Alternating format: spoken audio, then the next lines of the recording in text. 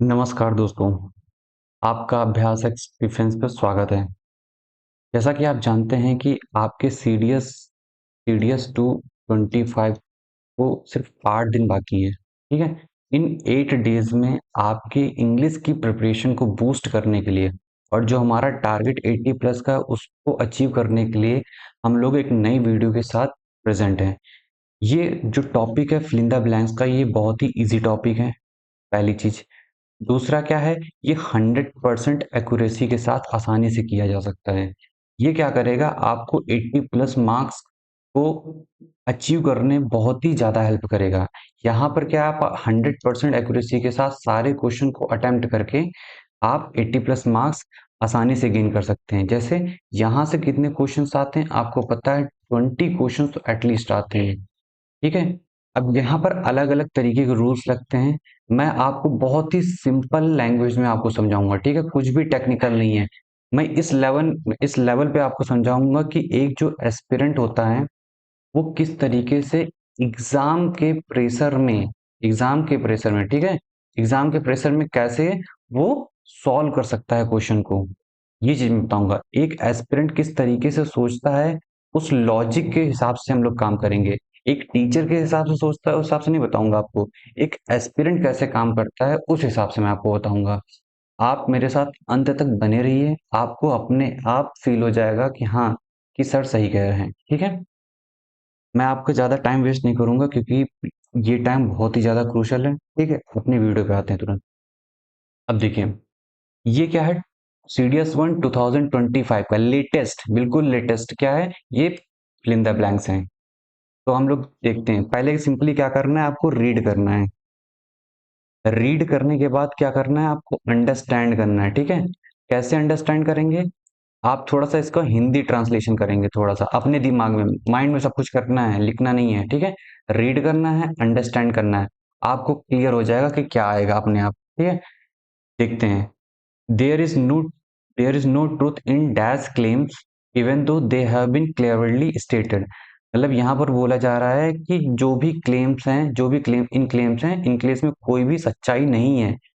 चाहे वो, क्योंकि they they have been cleverly stated, बहुत ही चालाकी के साथ बोले गए हैं, इसीलिए इन क्लेम्स में क्या है, ट्रुथ नहीं है। तो आप बताइए यहाँ पर क्या डज़ लगेगा, यहाँ देयर लगेगा, सपोज लगेगा, दीज लगेगा। तो सबसे पहले सपोज्ड कट करेंगे, सपोज्ड क्लेम। अब आपको पता है ये क्या है, प्लूरल फॉर्म है, ठीक है। देयर तो क्या है, किसी जगह के लिए बोलते हैं, देयर भी नहीं लगेगा, देयर क्लेम्स थोड़ी होगा। डज़ क्या है, हमेशा लास्ट स्टार्टिंग में लगता है, ठीक है, तो डज़ भी नहीं लगेगा, डज़ क्लेम्स क्या लगेगा, दीज क्लेम्स, ठीक है। अब यहाँ पर आप एक चीज ये नोटिस करेंगे कि मैं जो पहुंचा हूँ वो एलिमिनेशन के थ्रू पहुंचा हूँ, ठीक है। आपने बहुत टीचरों के थ्रू ये सुना होगा एलिमिनेशन, ये बहुत ज़्यादा वर्क करता है। ये क्या करता है, ऑप्शंस को सेलेक्ट करने में बहुत हेल्प करता है। और आपको पता है एग्ज़ाम में कितना ज़्यादा प्रेशर होता है। अगर आप इस एग्ज़ाम प्रेशर में काम माइंड के साथ काम करोगे, ठीक है, और एलिमिनेशन लगाओगे, डेफिनेटली आपकी 100% एक्यूरेसी होगी, ठीक है, और डेफिनेटली आपके 80 प्लस मार्क्स आएँगे। बस आपको क्या करना है, एलिमिनेशन करके 1 बाय 1 करके कट करना है 3 ऑप्शन, अपने आप एक ऑप्शन आ जाएगा, ठीक है। आपको ये बिल्कुल भी कोशिश नहीं करनी है कि डायरेक्ट आंसर पे जाएं, ठीक है। डायरेक्ट आंसर पे जाओगे तो कहीं ना कहीं डायलेमा में रहोगे कि ये आंसर जो लगाया है वो सही भी है कि नहीं है। लेकिन आप एलिमिनेशन के थ्रू जाओगे, लॉजिक के थ्रू जाओगे, तो डेफिनेटली आप फुल्ली कॉन्फिडेंस के साथ इसको टिक करोगे। क्लियर है? तो पहला क्वेश्चन हमको समझ में आ गया, दीज क्लेम्स, ठीक है। दीज हमारा प्लूरल फॉर्म के लिए यूज होता है। यहाँ पर क्लेम्स है कि यार ये क्लेम्स हैं, ठीक है। इन क्लेम्स की वजह से क्या है, ये इनमें कोई ट्रुथ नहीं है, ये क्लेम्स हैं, दीज क्लेम्स। सपोज्ड, देयर, दस नहीं लगेगा। क्लियर है? समझ में आ रहा है? अब चलते हैं। इस दीज को मैंने अपनी प्रीपोजिशन की क्लास में मैंने पढ़ा रखा है। अगर किसी ने प्रीपोजिशन की क्लास नहीं देखी है तो आप उसको कंप्लीटली वॉच करिए। वहां पर आपको ये सारी चीजें क्या है, आसानी से समझ में आ जाएंगी। अगर आपने नहीं देखा है वहां, तो उस क्लास को देखिए, डेफिनेटली वहां से ढेर सारे क्वेश्चंस क्या हैं, फंसेंगे, ठीक है। तो उन्हें क्या है करना है कि बार बार उसे रिवाइज करना है। 1.5x पे भी कर सकते हो, 2x पे भी कर सकते हो, ये आपके ऊपर है। बट उसको देख लीजिए, कंप्लीटली देखिएगा, आधा अधूरा मत देखिएगा। अब चलते हैं अपने नेक्स्ट क्वेश्चन पे। The bridge was intended to allow people to cross dash to the other side of the river and get to work. अब देखो, ब्रिज क्या इंटेंडेड था? Allowed people to cross on, over, cross, down. अब क्या है, bridge सीढ़ियां थोड़ी हैं जो उतरेंगे, ठीक है, तो डाउन तो होगा नहीं, क्योंकि ब्रिज है। ब्रिज कैसा होता है? ये एक ऐसे प्लेटफॉर्म ऐसे बीच में, तो डाउन का तो कोई मतलब ही नहीं है। दूसरा है क्रॉस अक्रॉस, ठीक है, तो कोई मैचिंग नहीं कर रहा है, ठीक है। आपको क्या है, अपनी गट फीलिंग पे भी जाना है, ठीक है। गट फीलिंग इतनी स्ट्रांग होती है कि ये की एक्यूरेसी को बहुत ज्यादा बूस्ट कर देगी। आपको कुछ नहीं करना है, हिट एंड ट्रायल करना है, ठीक है। आपको एग्जाम में क्या करना है? हिट एंड ट्रायल, सिंपल सा है। एक एक करके एक एक करके चेक किया, ठीक है, एक एक करके चेक किया। चेक करने के बाद आप देखोगे कौन सा सही आ रहा है, कौन सा अच्छा लग रहा है, कौन सा फ्लो में जा रहा है, ठीक है, फ्लो देखोगे। तो क्रॉस डाउन तो होगा नहीं, ठीक है, क्रॉस है, क्रॉस भी नहीं होगा, तो इसको कट कर दिया, फ्लो में नहीं जा रहा है। क्रॉस ओवर होगा, क्रॉस ऑन होगा। तो ब्रिज के ऊपर क्या आप क्रॉस ओवर करोगे ना, क्योंकि ओवर क्यों कर रहे हो? क्योंकि नीचे नदी फ्लो हो रही है। अब नदी से कुछ डिस्टेंस पे आप क्रॉस कर रहे हो ना। अब नदी के ऊपर से तो कर नहीं रहे हो कि नदी के पानी पे ऊपर चल रहे हो, ठीक है, कुछ डिस्टेंस के ऊपर कर रहे हो। तो मैंने आपको प्रीपोजिशन में बता रखा है अपनी प्रीपोजिशन की क्लास में, जब आप डिस्टेंस के ऊपर करते हो तो ओवर के यूज करते हैं, ठीक है। क्या करते हैं? ओवर का यूज। जब आप सरफेस को टच करते हुए काम करते हो तो ऑन का यूज करते हैं। जैसे he sat on the table, table के ऊपर बैठा हुआ है, तो क्या है, वो टच कर रहा है, इस वजह से यहाँ पर ऑन आएगा। क्लियर है?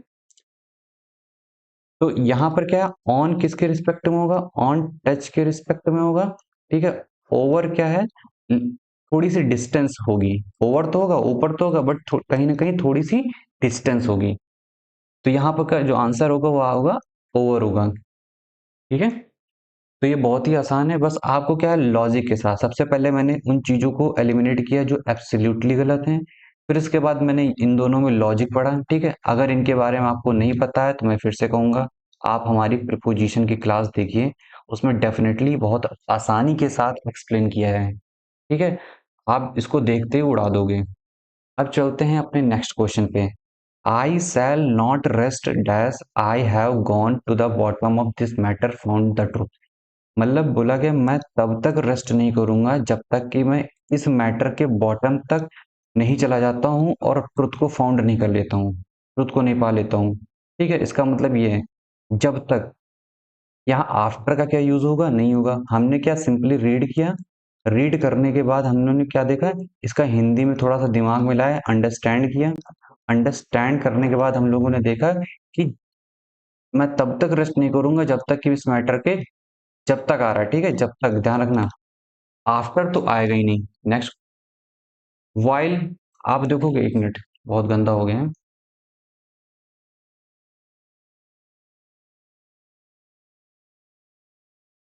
एक मिनट, एक मिनट बस।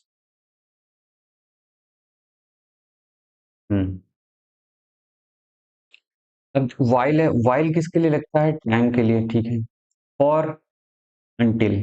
तो यहाँ पर क्या, वो हमारा जो अर्थ निकला वो जब तक निकला, ठीक है, जब तक। क्या इससे वाइल का मतलब क्या होता है? जबकि होता है। फॉर के लिए होता है, क्योंकि होता है, ये सारी चीज। जब तक किसके लिए? अंटिल। क्यों? क्योंकि ये कहीं ना कहीं टाइम और कंडीशन के लिए बता रहा है, ठीक है।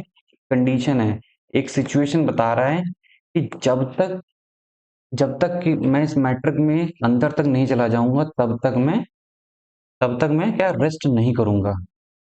तो इसलिए क्या है, यहाँ पर आफ्टर नहीं लगेगा, यहाँ पर क्या लगेगा? अनटिल लगेगा। क्लियर है? टिल और अनटिल होता है। इसी तरीके से एक और होता है जिसका नाम होता है अनलेस। क्लियर है ना? अनलेस क्या होता है? सिचुएशन के लिए होता है कि अनलेस एंड अनटिल, ये दोनों ही चीजें निकलती हैं। बस क्या है कि ये दूसरे रेफरेंस में यूज होता है, ये टाइम के रेफरेंस में यूज होता है, ये सिचुएशन के रेफरेंस में यूज होता है, ठीक है। दोनों कहीं ना कहीं, दोनों का मतलब क्या होता है? जब तक, ठीक है। क्लियर है? टिल का मतलब होता है तक। ये क्या होता है? ये लास्ट टाइम के लिए हमेशा यूज होता है, लास्ट टाइम के लिए, हमेशा लास्ट टाइम के लिए, एंड टाइम के लिए टिल का यूज किया जाएगा। अब चलते हैं अपने नेक्स्ट क्वेश्चन पे, ठीक है। ये सारे जितनी चीजें मैं आपको यहाँ बता रहा हूँ, इसके या तो आप नोट्स बना लीजिए। नोट्स बनाने का टाइम नहीं है तो क्या है कि आप इसी वीडियो को बार बार रिवाइज करिए, 1.5x पे भी देख सकते हैं, ठीक है। बट सबसे ज़्यादा इम्पोर्टेंट क्या है, समझना कि मैं क्वेश्चन को कितना ईजिली सॉल्व कर रहा हूँ। आपको कुछ नहीं करना है, ठीक है। ये जो क्वेश्चन है इनको पॉज करना है, वीडियो को पॉज करना है, क्वेश्चन को खुद से अटेम्प्ट करना है, ठीक है। आप क्वेश्चन को खुद से अटेम्प्ट करिए, देन उसके बाद क्या है, इसका आंसर आप हमारे कमेंट सेक्शन में दे सकते हैं, ठीक है। हमारे कमेंट सेक्शन में दे सकते हैं। इन क्वेश्चन को अटेम्प्ट करने के बाद क्या है कि आपका कॉन्फिडेंस बहुत ज़्यादा बूस्ट होगा। क्यों कॉन्फिडेंस बूस्ट होगा? क्योंकि ये तो रियल एग्जाम है ना, ये तो लेटेस्ट है 2025 का। अगर आप इस चीज को कर पा रहे हो तो इसका मतलब है कि आपने बहुत अच्छी पढ़ाई की है, ठीक है। लेकिन उसी टाइम पे ये भी चीज पता चल जाएगा कि अगर आप नहीं कर पा रहे हो तो आपको इस चीज पे वर्क करने की जरूरत है, ठीक है। आपको इस पे वर्क करने की जरूरत है। और वर्क करने के लिए आपको क्या करना है? प्रैक्टिस करना है। प्रैक्टिस करने के लिए मैं आपको यहाँ पर प्रैक्टिस करवा भी रहा हूँ, और भी मैं आपको प्रैक्टिस कराऊंगा अपने टेलीग्राम चैनल पे। आप हमारे टेलीग्राम चैनल को ज्वाइन कर लीजिए, वहां पर क्या है, ढेर सारी प्रैक्टिस हम लोग करेंगे। तो अब चलते हैं अपने नेक्स्ट क्वेश्चन पे, बहुत इजीली तरीके से करेंगे। There are several reasons behind my choice of location dash the family visit, ठीक है। बोला गया है कि हमारे पास सेवरल रीजंस हैं मेरी choice of location family visit, मतलब फैमिली विजिट के लिए जो हमने चॉइस की है लोकेशन की, उसके पीछे हमारे पास ढेर सारे रीजंस है कि हमने वो लोकेशन ही क्यों क्यों चॉइस किया है। तो टू होगा, इन होगा, फॉर होगा कि फ्रॉम होगा? फ्रॉम द फैमिली विजिट तो लग ही नहीं रहा है कि फैमिली विजिट से लोकेशन, फैमिली विजिट के लिए लोकेशन की ना, क्या आ रहा है यहाँ पर? के लिए आ रहा है। आ रहा है कि नहीं आ रहा है? कि फैमिली विजिट के लिए मैंने जो लोकेशन चुनी है उसके पीछे सेवरल रीजंस हैं, ठीक है। तो यहाँ पर क्या है, के लिए इनका मतलब क्या होता है? में होता है, तो ये तो होगा नहीं। अब इन दोनों में फंसेगा, ठीक है। तो यहाँ पर टू क्या है और फॉर क्या है? यहाँ पर इन दोनों में क्या लगेगा? यहाँ पर लगेगा के लिए, क्योंकि किसी पर्पस के लिए कर रहे हैं, ठीक है। जब पर्पस आएगा तो हम क्या यूज करेंगे? फॉर यूज करेंगे, ठीक है। ये क्या है, ये अलग अलग रिस्पेक्ट में यूज होता है, इसका कोई डिसाइडेड नहीं है। बट फॉर का डिसाइडेड है कि पर्पस आया तो फॉर यूज होगा। क्लियर है? तो there are several reason behind my choice of location for the family visit. तो फॉर लगाया, मैंने देखा कि भाई फ्लो मेंटेन हो रहा है, हाँ फ्लो मेंटेन हो रहा है, लगा दो, ठीक है। ज्यादा सोचना नहीं है। अगर आप ज्यादा लॉजिक के चक्कर में पड़ेंगे, ज्यादा फालतू के रूल्स लगाने के चक्कर में पड़ेंगे, तो मैं आपको गारंटी से कह सकता हूँ कि आपका वो क्वेश्चन गलत हो जाएगा। जिसको आप अपनी गट फीलिंग से करेंगे, ठीक है, जिसको आप अपनी गट फीलिंग से करेंगे वो डेफिनेटली सारे सही होंगे। अगर गलत भी होंगे तो बहुत ही कम गलत होंगे। ये मेरी बात हमेशा याद रखना, ये सबसे इंपॉर्टेंट चीज है, ठीक है। आप अपने ऊपर विश्वास रखिए, आपने इंग्लिश पढ़ रखा है, ठीक है। इसलिए मैं कहूंगा कि आप अपनी गट फीलिंग के साथ चाहिए, भले ही कोई कुछ भी कहे, ठीक है। आप ज्यादा लॉजिक लगाने की कोशिश मत करिएगा, ज्यादा रूल्स लगाने की कोशिश मत करिएगा, इनके पीछे ज्यादा मत भागिएगा। हाँ लॉजिक लगाइए, जैसे हम लॉजिक लगा रहे हैं, भाई इन नहीं होगा क्योंकि के लिए आ रहा है, फ्रॉम नहीं होगा, तो सिंपल लॉजिक लगाना है। लेकिन ज्यादा लॉजिक ज्यादा रूल्स के चक्कर में पड़ेंगे तो कुछ नहीं होगा। आप गट फीलिंग की सुनिए, ठीक है। क्योंकि आपने सालों साल आपने इंग्लिश पढ़ रखी है, बचपन से पढ़ते आ रहे हैं, तो डेफिनेटली ये सारी चीजें बहुत आसान है, आराम से कर लोगे। लेकिन अगर आप इसके अगेंस्ट गए तो डेफिनेटली क्वेश्चन गलत होंगे। और बहुत से लोग सोच के तो जाते हैं कि हम अपनी गट फीलिंग से करेंगे, सब कुछ करेंगे, मैं भी जाता था, लेकिन क्वेश्चन गलत हो जाते थे। लेकिन फिर मैंने अपने आप को ट्रेन किया, ठीक है। इन सब चीजों के लिए अपने आप को ट्रेन करना पड़ता है, तब जा करके ये सारी चीजें होती हैं। कैसे? प्रैक्टिस करके। क्लियर है? अब चलते हैं। All human beings ought to have a moral centre to fall back in times of crisis, मतलब जितने भी ह्यूमन बींग्स हैं उन्हें क्या होना चाहिए? मोरल सेंटर होना चाहिए to fall back on times of crisis. Crisis के टाइम पे वो क्या करते हैं? फॉल बैक करते हैं। नाम से पता चल रहा है कहीं ना कहीं ये फ्रेज है, ठीक है। क्या है? फ्रेज है। तो क्या फॉल बैक ऑन होगा, फॉल बैक इनटू होगा, फॉल बैक ओवर होगा, फॉल बैक अलोंग होगा? तो फॉल बैक अलोंग इन, ठीक है, ऑड लग रहा है, ठीक है। क्या है? ऑड है, फ्लो नहीं में। Fall back over in times of crisis, ये भी। देखिए मुझे इसका मतलब नहीं मालूम है, ठीक है। मैं एस्पिरेंट की तरह सोच रहा हूँ, मुझे फॉल बैक का मान लीजिए मतलब नहीं मालूम है, लेकिन मैं अपनी गट फीलिंग और फ्लो के साथ जाऊंगा। तो मैंने देखा fall back along in times of crisis, गलत लग रहा है। Fall back over in times of crisis, over गलत लग रहा है।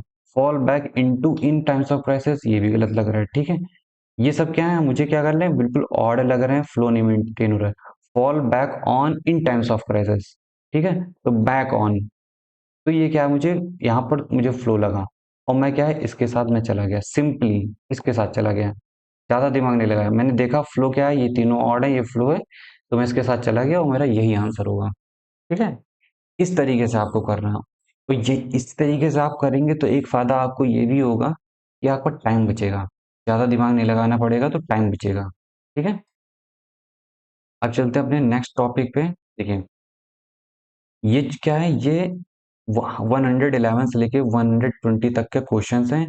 जैसा कि ये पैराग्राफ में क्वेश्चन है, इन्हें हम क्या कहते हैं, क्लोज टेस्ट कहते हैं। ठीक है, इन्हें हम क्लोज कंपोजिशन कहते हैं, क्लोज कंपोजिशन। इसमें क्या होता है, एक प्रॉपर तरीके का पैराग्राफ होता है, उसमें से बीच बीच में फिल इन द ब्लैंक्स को फिल करना होता है। तो यहाँ पर भी आराम से करेंगे।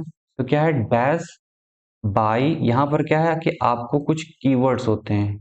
ठीक है, कुछ कीवर्ड्स हैं जो सेंटेंसेस में आपको मिलेंगे, उनको क्या करने पड़ेगा, पकड़ना होगा। ठीक है, उन्हें क्या करना होगा, पकड़ना होगा। तो dash by the charm of nature around him, man has expressed appreciation of it in works of art produced by him. This goes back to a time dash he was still a primitive being. ज्यादा आपको नहीं पढ़ना है, सिर्फ एक से दो line पढ़नी है। ठीक है, अब यहाँ पर क्या आ रहा है, बाई आ रहा है। आपको पता है बाई कहाँ लगता है, पैसिव वॉइस में लगता है, और बाई के पहले क्या होती है, वर्ब की थर्ड फॉर्म होती है। पता है कि नहीं पता है, सभी ने पढ़ रखा होगा एक्टिव पैसिव वॉइस। तो सबसे पहले मूव्स तो होगा नहीं, मूविंग भी नहीं होगा, हमारे पास क्या है, मूव्ड और हैविंग मूव्ड। तो मुझे पता है कि भाई हैविंग तो होगा नहीं, क्योंकि देखिए यहाँ पर क्या है, वर्ब की थर्ड फॉर्म है, यहाँ भी वर्ब की थर्ड फॉर्म है, लेकिन ये जो वर्ब की थर्ड फॉर्म है वो इसकी वजह से आया है, क्योंकि ये क्या है, परफेक्ट पार्टिसिपल है। ठीक है, ठीक है, परफेक्ट पार्टिसिपल है। तो हमें तो सिर्फ क्या, वर्ब की थर्ड फॉर्म चाहिए, तो वर्ब की थर्ड फॉर्म क्या है, मूव्ड है। अब इसको चेक कर लेते हैं। Moved by the charm of nature around him, man has expressed his appreciation of it in works of art produced by him. This goes back to a time, अब क्या है, this goes back to a time as he was still a primitive being. ठीक है, ये उस time पीछे जाता है जब वो क्या था, वॉज, ध्यान रखना ये क्या आ रहा है, पास्ट टेंस आ रहे हैं, was still a primitive being. तो यहाँ पर क्या होगा, when he was still a primitive being, then होगा, व्हेन होगा, टिल होगा, फॉर होगा। तो यहाँ पर क्या, सारी टाइम की बात की जा रही है, की जा रही नहीं जा रही। जब टाइम की बात होती है तो उसके लिए हम क्या यूज करते हैं, व्हेन का यूज करते हैं। देन का यूज करेंगे नहीं, देन क्या होता है, फर्दर बात बोलने को, टिल का यूज भी नहीं करेंगे क्योंकि लास्ट टाइम तो दिखा नहीं रहा है। फॉर नहीं यूज करेंगे क्योंकि लिए। तो this goes back to time when he was still a primitive being, time इसने खुद बोल दिया है। क्लियर है, अब चलते हैं आगे। देख रहे हो क्लोज टेस्ट कितना स्मूथली हो रहा है, ज्यादा दिमाग नहीं लगा रहे हैं, सिंपल सा देखा, पास्ट टेंस से टाइम दिया गया, व्हेन लगाया, आगे निकल गए। ठीक है, एग्जाम में बैठ एक चीज और बताना चाहूंगा, एग्जाम में बैठ करके कभी भी अपने थॉट प्रोसेस को डाउट मत करना। जहां आपने अपने थॉट प्रोसेस को डाउट किया, वहां से आपके क्वेश्चन क्या है, गलत होना स्टार्ट हो जाएंगे। क्लियर है ना, इसलिए क्या है कि जो क्वेश्चन आप कर रहे हो वो करते जाओ करते जाओ करते जाओ, फ्लो में रहो। ठीक है, डाउट नहीं करना है, वहां पर किसी भी क्वेश्चन को जज नहीं करना है। ठीक है, इस चीज का बहुत ध्यान रखिएगा। अब चलते हैं, art dash have a softening influence on him. तो यहाँ पर क्या है, आर्ट है, ठीक है, क्या है, सिमिलर है, हैज हैव हैज हैड, तो हैव लगेगा, नहीं लगेगा। ठीक है, अब क्या, हैज है, हैज हैड है। अब आप देखिए यहाँ पर क्या चल रहा था हमारा, यहाँ पर हमारा चल रहा था पास्ट टेंस। ठीक है, तो यहाँ पर क्या आएगा, ठीक है, यहाँ पर आएगा पास्ट टेंस। जब पास्ट टेंस यहाँ पर आएगा, ठीक है, अब बोला गया art dash a softening influence of on him. On him क्या है, यहाँ पर हिम ये प्रिमिटिव बीइंग है। प्रिमिटिव बीइंग आपको पता है पास्ट में आएगा, आएगा कि नहीं आएगा, जो हिम यूज हुआ है वो प्रिमिटिव बीइंग के लिए यूज हुआ है, और ये कब आएगा, पास्ट में आएगा। इसका मतलब क्या है कि ये हैज भी नहीं होगा, ये भी हैज नहीं होगा, हमारा आंसर क्या होगा, हैड होगा। यहाँ पर एक हैड क्या है, एक हैड हेल्पिंग वर्ब है और एक हैड क्या है, मेन वर्ब है। ठीक है, बस ये क्या है, ये वर्ब की थर्ड फॉर्म है, तो ये मेन वर्ब है। तो art had a softening influence on him. The earliest paintings of the pre historic age in the caves all over the world give us magnificent examples, ठीक है, magnificent examples of dash I. ठीक है, observing आई है, observance आई है, observant होगा, observation होगा। आई हमारा यहाँ पर क्या है, नाउन है। तो ऑब्जर्विंग आई, ऑब्जर्वेंस आई, ऑब्जर्वेशन। सबसे पहले ये क्या, टी आई ओन लिखा है, मैंने अपनी क्लास पार्ट्स ऑफ स्पीच में बता रखा है कि लास्ट में टी आई ओन लिखा होता है तो उसे हम नाउन कहते हैं। ऑब्जर्वेंस सीई लिखा होता है तो उसे हम क्या कहेंगे, नाउन कहेंगे। नाउन ऑलरेडी है तो इसका मतलब नाउन तो होगा नहीं। ठीक है, अब देखते हैं ऑब्जर्वेंट होगा कि ऑब्जर्विंग होगा। तो मैग्निफिसेंट, ठीक है, magnificent examples of the observant eyes होगा। क्लियर है। अब यहाँ पर आप देखें, ये एस है, ये क्या है, हमारा नाउन है। ये क्या है, मैग्निफिसेंट है, टी आ रहा है, तो यहाँ पर भी देखिए टी आ रहा है। एक minute,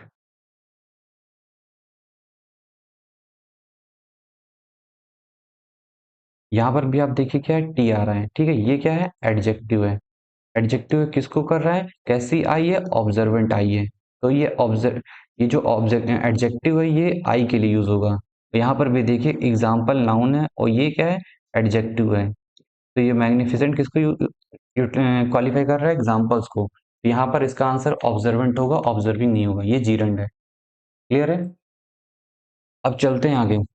and the trained hand in man sever state, the colours chosen the moment dash, the colours chosen, ये चीज ध्यान है, the colours chosen comma the moment dash and the expressions pictures are dash with really makes us marvel even if all of them are not.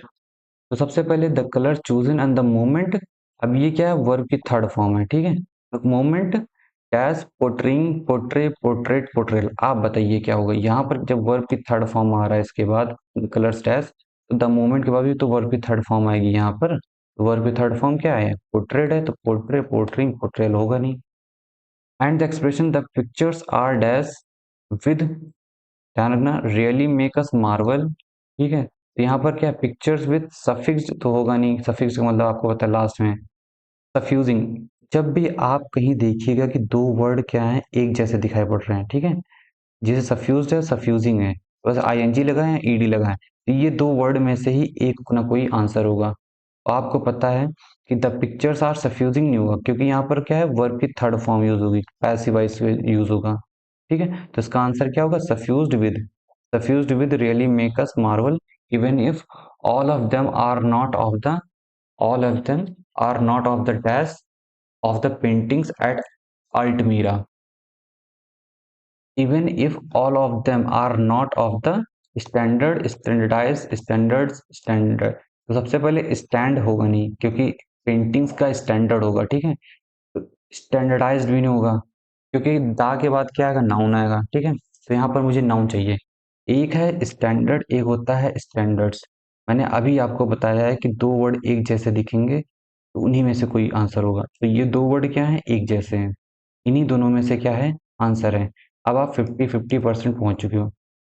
अब देखिए यहाँ पर क्या है, पेंटिंग्स हैं, पेंटिंग्स के लिए क्या होते हैं, ढेर सारे स्टैंडर्ड्स होते हैं, तो ढेर सारे के लिए क्या होगा, प्लूरल फॉर्म होगा। तो इसका आंसर क्या हो जाएगा, हमारा स्टैंडर्ड्स हो जाएगा, स्टैंडर्ड नहीं होगा। अब चलते हैं आगे। The prehistoric cave paintings in India give us picture of life in those days of early man India। ठीक है, तो सबसे पहले फार जो होता है वो डिस्टेंस के लिए यूज होता है, टाइम के लिए तो यूज होगा नहीं, तो फार तो गलत है। फार आउट भी नहीं है, क्योंकि आउट तो मतलब बिल्कुल ही बाहर होता है। ये क्या होता है कि जो बीते हुए दिन है उनकी बात कर रहे हैं। तो फार ऑफ, फार ऑफ का मतलब होता है बहुत ज्यादा दूर, ये भी डिस्टेंस के फॉर्म में यूज होता है, तो ये भी नहीं होगा। ठीक है, ये डिस्टेंस, ये डिस्टेंस, तो ये बिल्कुल आउट कर दे रहा है। तो हमारा सिर्फ आंसर क्या है, फार फेस्ड, जो दूर के दिन है। ठीक है, तो the prehistoric cave paintings in India give us picture of life in those far faced days, जो दूर के दिन है, far faced days of early man in India. It is a great and true experience that Kalidas expresses when he feels that, when he feels that as the happiest man feels, as when he sees beautiful things on hears melodious notes.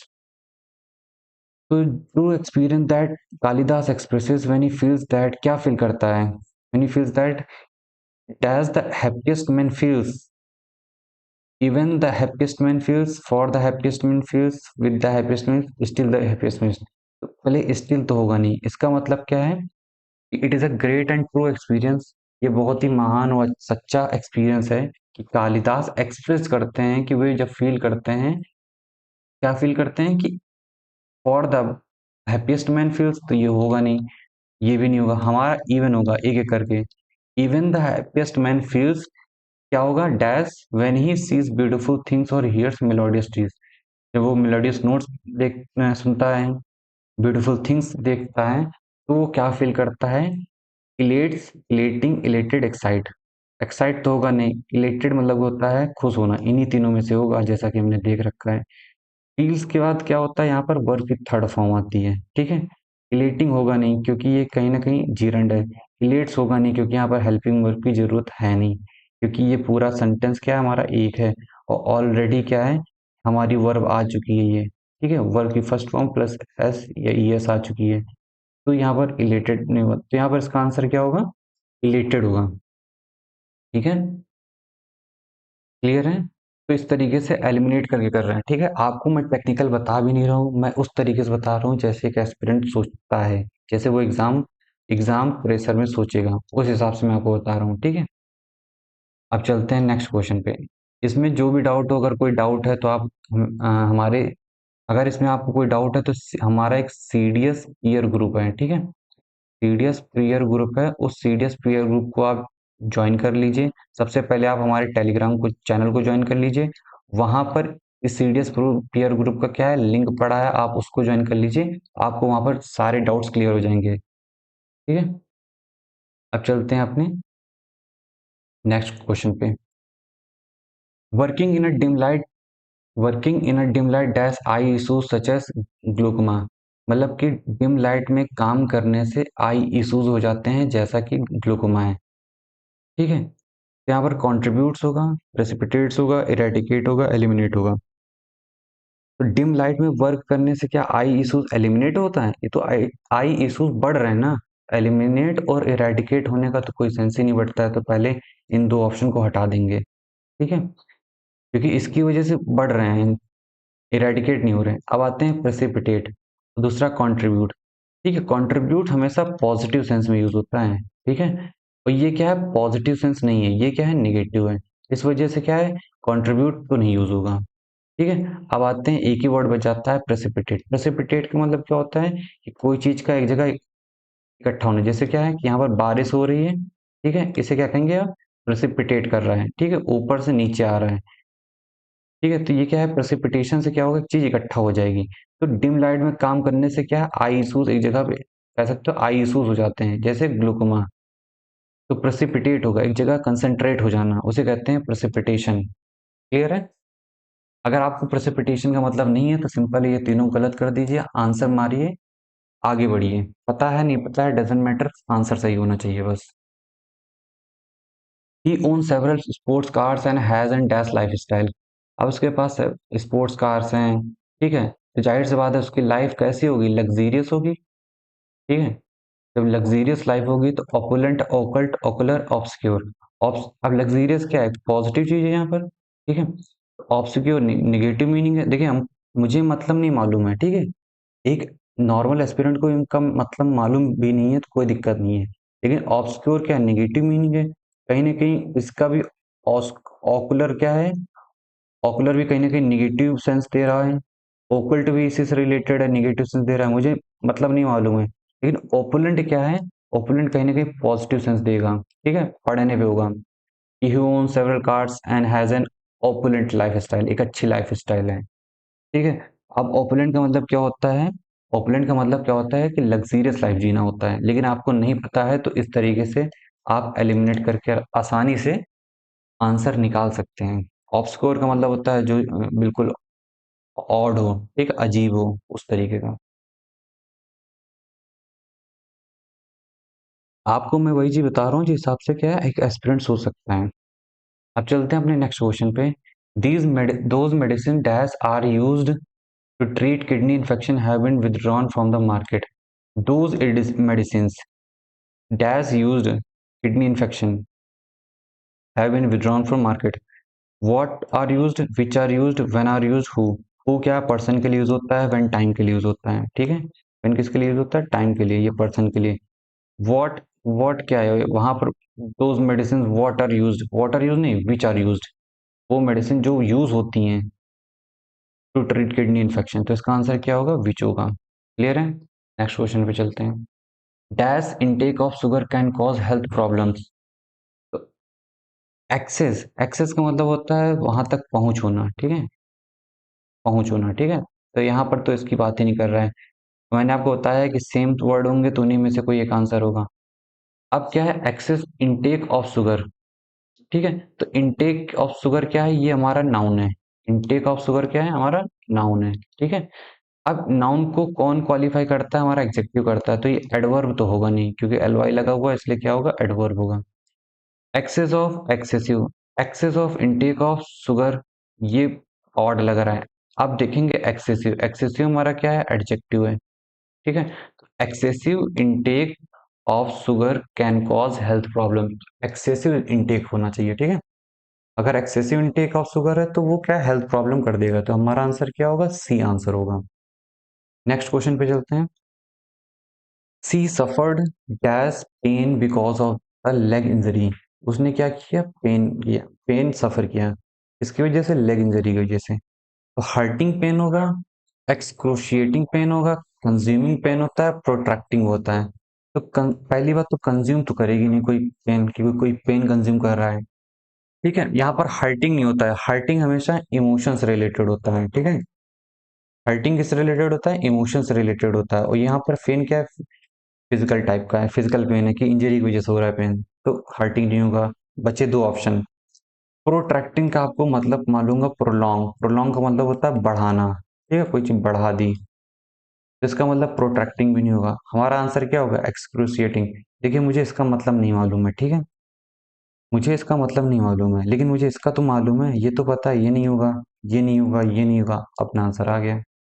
इसे कहते हैं हम क्या, elimination method, ठीक है। इसे क्या कहते हैं, एलिमिनेशन मेथड। इसके थ्रू बड़े से बड़े टफ से टफ क्वेश्चन को सॉल्व किया जा सकते हैं। अब चलते हैं अपने नेक्स्ट क्वेश्चन पे। The countries politics complex with more than 10 parties competing for power. अब देखिए कंट्रीज पॉलिटिक्स है। अब अब यहाँ पर बहुत लोग सोचेंगे पॉलिटिक्स है, प्लूरल फॉर्म है, तो जी नहीं, ऐसा प्लूरल फॉर्म बिल्कुल नहीं है, ये क्या है, सिंगुलर फॉर्म है। ये सभी ने पढ़ा होगा, सिंपल सा रूल है, ठीक है। जैसे क्या होता है फिजिक्स, ठीक है, फिजिक्स क्या है, लास्ट में एस लखा है, लेकिन ये क्या है, सिंगुलर है। इसी तरीके से कंट्री की पॉलिटिक्स, इसका मतलब क्या है, the politics of the country. Politics क्या है, सिंगुलर है, इस वजह से यहाँ सिंगुलर आएगा। आर आएगा नहीं, एम आएगा नहीं, हमारा क्या आएगा, इज आएगा, वर आएगा नहीं। क्लियर है, समझ में आ गया सभी को। चलते हैं नेक्स्ट क्वेश्चन पे।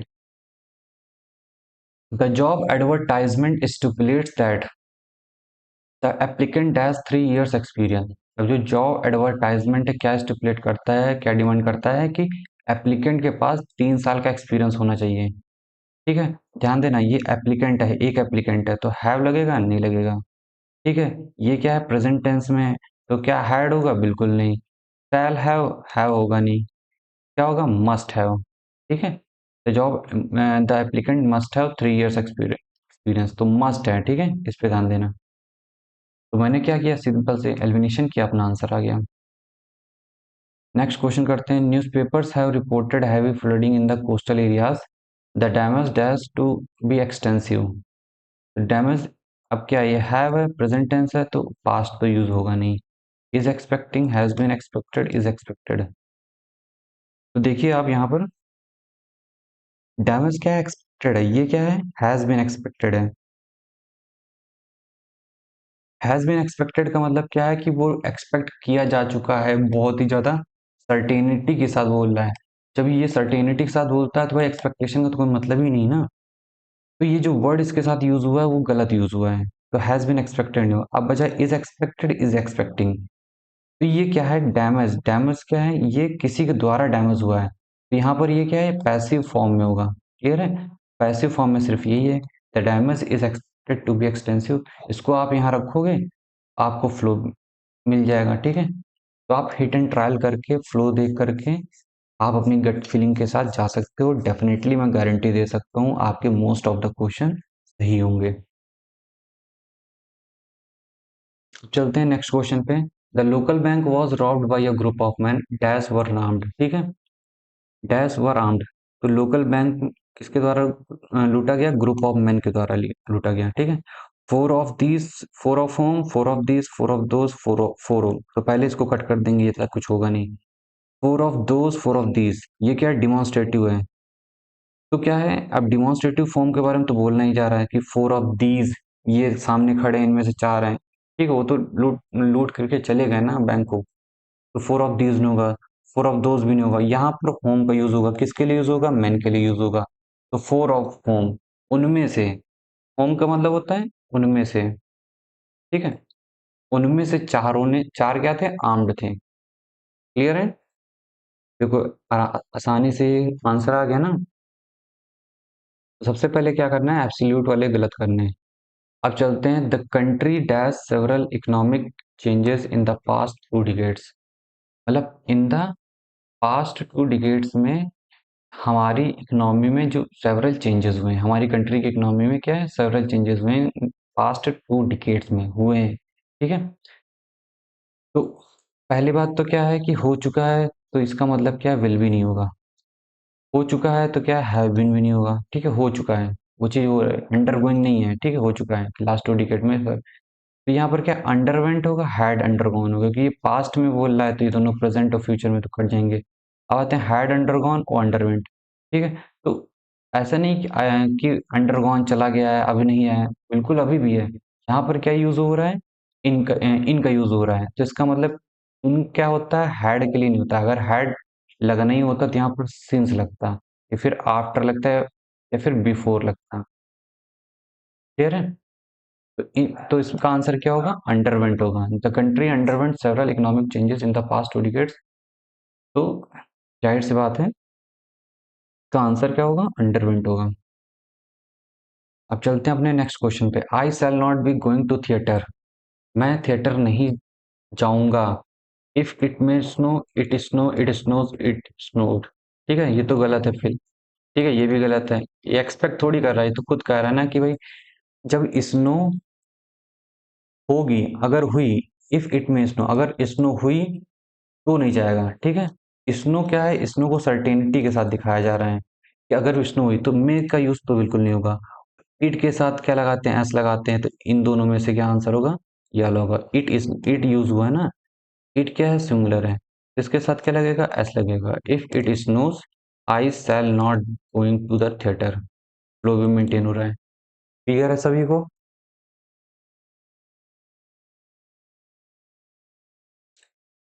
अब चलते हैं अपने नेक्स्ट क्वेश्चन पे। Dash than eight 100 passengers were killed in the recent train accident. मतलब अब देन क्या है, लेस देन तो होगा नहीं, हम लोग लेस देन तो पढ़ते नहीं, हमेशा पैसेंजर ज्यादा ही मरते हैं। ठीक है, तो लेस किसके लिए यूज होता है, अमाउंट के लिए यूज होता है। तो यहाँ पर अमाउंट ना दे करके यहाँ पर नंबर दे रहा है 100, ये भी अमाउंट के लिए यूज होगा, तो ये दोनों तो पहले कट जाएंगे। फ्यूएस्ट हमारा सुपरलेटिव डिग्री है। ठीक है, तो एडजेक्टिव यूज होता है, एडजेक्टिव तो यूज करना नहीं है। यहाँ पर हमारा सिर्फ यही बचा, नो फ्यूअर, जो कि नंबरिंग के लिए यूज होता है।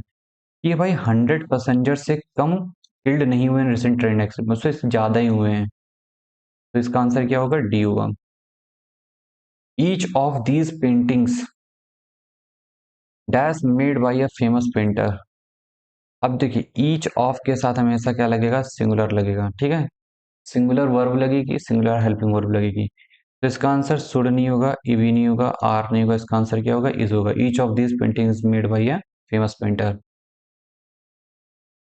This is an area of dash dense population. तो डेंस पॉपुलेशन का ये एक एरिया है, टोटली इंटेंजेंसली लैंग्वेजली। तो लैंग्वेजली तो होगा नहीं, क्योंकि इसका जो देखेंगे तो लैंग्वेजली बिल्कुल डिफरेंट है, इसका डेंस पॉपुलेशन से कोई लेना देना नहीं है। ठीक है, टेंजेंसली का मतलब होता है क्या, पार्सली। ठीक है, तो पार्सली कहाँ है, डेंस पॉपुलेशन है तो पार्सली का तो कोई सवाल ही नहीं उठता है। अब आते हैं टोटली, ऐसा नहीं है कि पॉपुलेशन इतनी ज़्यादा डेंस है कि पूरे एरिया को पूरी तरीके से कैप्चर कर ले, कोई जगह ही ना बचे। ठीक है, टोटली डेंस पॉपुलेशन तो बिल्कुल नहीं होगी, कहीं भी नहीं होगी, कहीं भी नहीं होगी किसी भी सिचुएशन में। तो टोटली आप देखेंगे तो ये भी गलत है, ये भी गलत। आंसर क्या है, एक्सट्रीमली है। एक्सट्रीमली का मतलब होता है किसी हद तक, किसी किसी हद तक। ठीक, तो this is an area of extremely dense population. इसको तो आप तुरंत लगा के निकलेंगे, मैं आपको वो समझा रहा हूँ कैसे सोचना है। Reading ability in young children dash by speech orders. ठीक है, तो इफेक्ट का मतलब क्या होता है, जो हमारा इफेक्ट होता है, ये चीज़ समझ लो, बहुत आता है। जो इफेक्ट का मतलब होता है वो प्रभाव होता है, और ये क्या है, एक नाउन है। ठीक है, एक होता है अफेक्ट, ये क्या है, एक वर्ब है। इसका भी मतलब क्या होता है, प्रभाव। ठीक है, तो ये ए चेंज हो जाता है अफेक्ट, ये क्या बन जाता है, हमारा वर्ब बन जाता है। ठीक है, जिसका वर्ब होगा उसी की फॉर्म बनेगी। तो यहाँ पर क्या है, बाई लिखा हुआ है, तो इसका मतलब क्या है, इफेक्टेड। इफेक्टेड तो पहले कट कर दिया, इफेक्टेड इज इफेक्टेड, बाई लिखा हुआ है तो हमारा क्या होगा, इज इफेक्टेड होगा। क्लियर है सभी को, पैसिव वॉइस कैसे यहाँ पर यूज हो रहे हैं। चलते हैं अपने नेक्स्ट क्वेश्चन पे।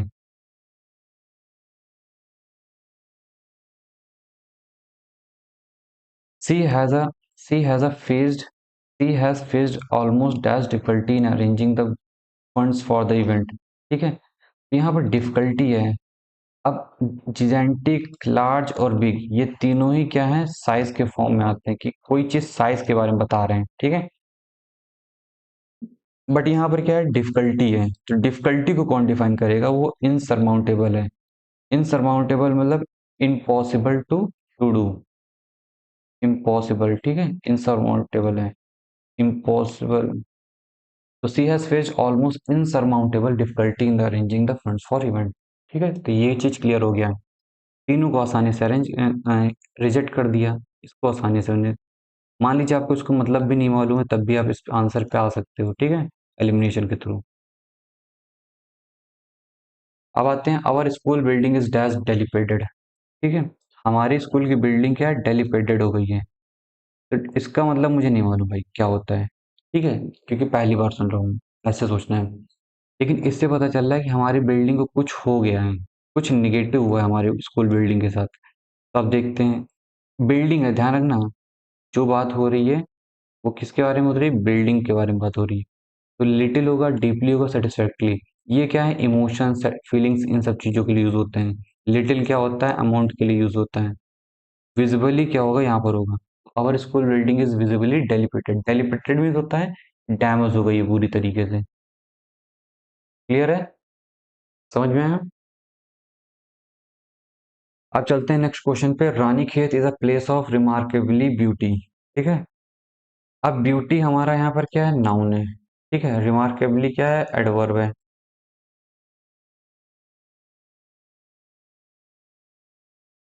यहाँ पर सीनरी क्या है, हमारा नाउन है, तो ये तो यूज होगा नहीं। सीनिक, सीनिकली, ये भी नहीं होगा क्योंकि एडवर्ब ऑलरेडी आ रखा है। सीन भी नहीं होगा, इन दोनों में से क्या है, सीनिक क्या है, हमारा एडजेक्टिव है। तो सीनिक ब्यूटी होगी। सीन ब्यूटी तो कभी देखा नहीं है, हमेशा सीनिक ब्यूटी पढ़ा भी है। तो आप क्या है कि आप गट फीलिंग के साथ गए, फ्लो के साथ गए, और आपने आंसर लगा दिया सीनिक ब्यूटी, सीधा सा आपका आंसर आ गया। अब आते हैं नेक्स्ट क्वेश्चन पे। The criminal on the run manage to dash capture by the police officer, invade, evade, slip, run away. तो रन अवे के साथ हमेशा क्या यूज होता है, फ्रॉम का यूज होता है, तो यहाँ फ्रॉम तो है नहीं, रन यूज होगा नहीं, स्लिप के साथ भी नहीं यूज होगा क्योंकि स्लिप बनता है। अब आते हैं इन्वेड करना, इवेड करना। इन्वेड का मतलब होता है अटैक करना, कि जैसे Nadir Shah attack invaded India in 1717 में। इवेड का मतलब होता है स्केप करना। ठीक है, स्केप करना, वहां से भाग, भाग कर, बच निकलना, उसे हम क्या कहते हैं, इवेड कहते हैं। तो इसका आंसर क्या होगा, हमारा इवेड होगा। क्लियर है। I M dash on the ambitious project of learning one new language every year. तो ऑन का यूज हो रहा है। ठीक है, सेलिंग, एम्बार्किंग, एडवेंचरिंग, कनकरिंग। अब क्या है, आपको पता है इम्बार्क के साथ क्या लगता है, ऑन का यूज होता है, तो सेलिंग नहीं होगा, एडवेंचरिंग एडवेंचरिंग नहीं होगा, कंकरिंग नहीं होगा, ठीक है। ये क्या होता है, इम्बार्क, इम्बार्क का मतलब होता है ऑन का यूज हो रहा है, ठीक है। इम्बार्क ऑन, क्लियर है। इम्बार्क के साथ हमेशा क्या लगेगा, ऑन लगेगा। नेक्स्ट क्वेश्चन चलते हैं।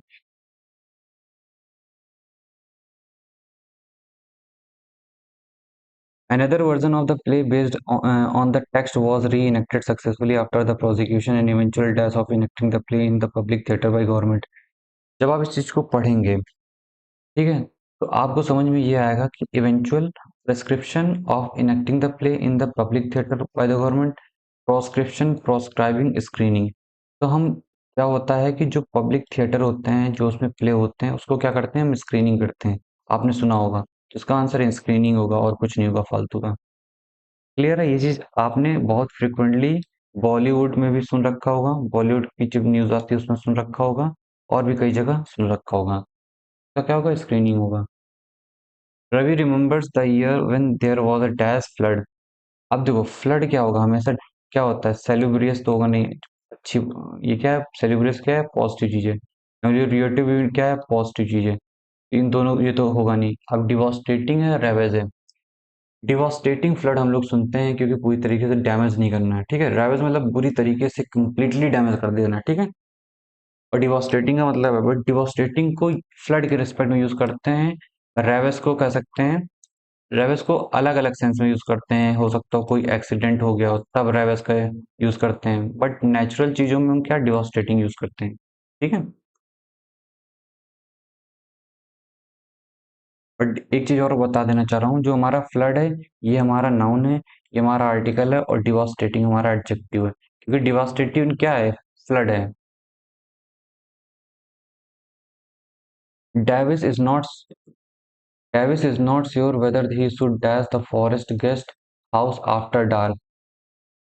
अब डेविस क्या है, श्योर नहीं है कि weather he should dash the forest guest house, तो वहां का फॉरेस्ट गेस्ट हाउस है, अंधेरे के बाद जो फॉरेस्ट गेस्ट हाउस है उससे वहां पर रहना चाहिए, छोड़ देना चाहिए। लेफ्ट लीव्स, पहली बात तो शुड के बाद क्या होता है, आपको पता ही हो, शुड के बाद वर्ब की फर्स्ट फॉर्म आती है, तो लेफ्ट और लीव्स तो होगा नहीं, पहली चीज। दूसरी चीज क्या होगी, अब स्टे होगा, लीव होगा। स्टे होने पे क्या होता है, उसे प्रोटेक्शन फील होगी, तो प्रोटेक्ट, स्टे होने के बाद क्या होगा, उसे क्या होगा, प्रोटेक्शन फील होगी।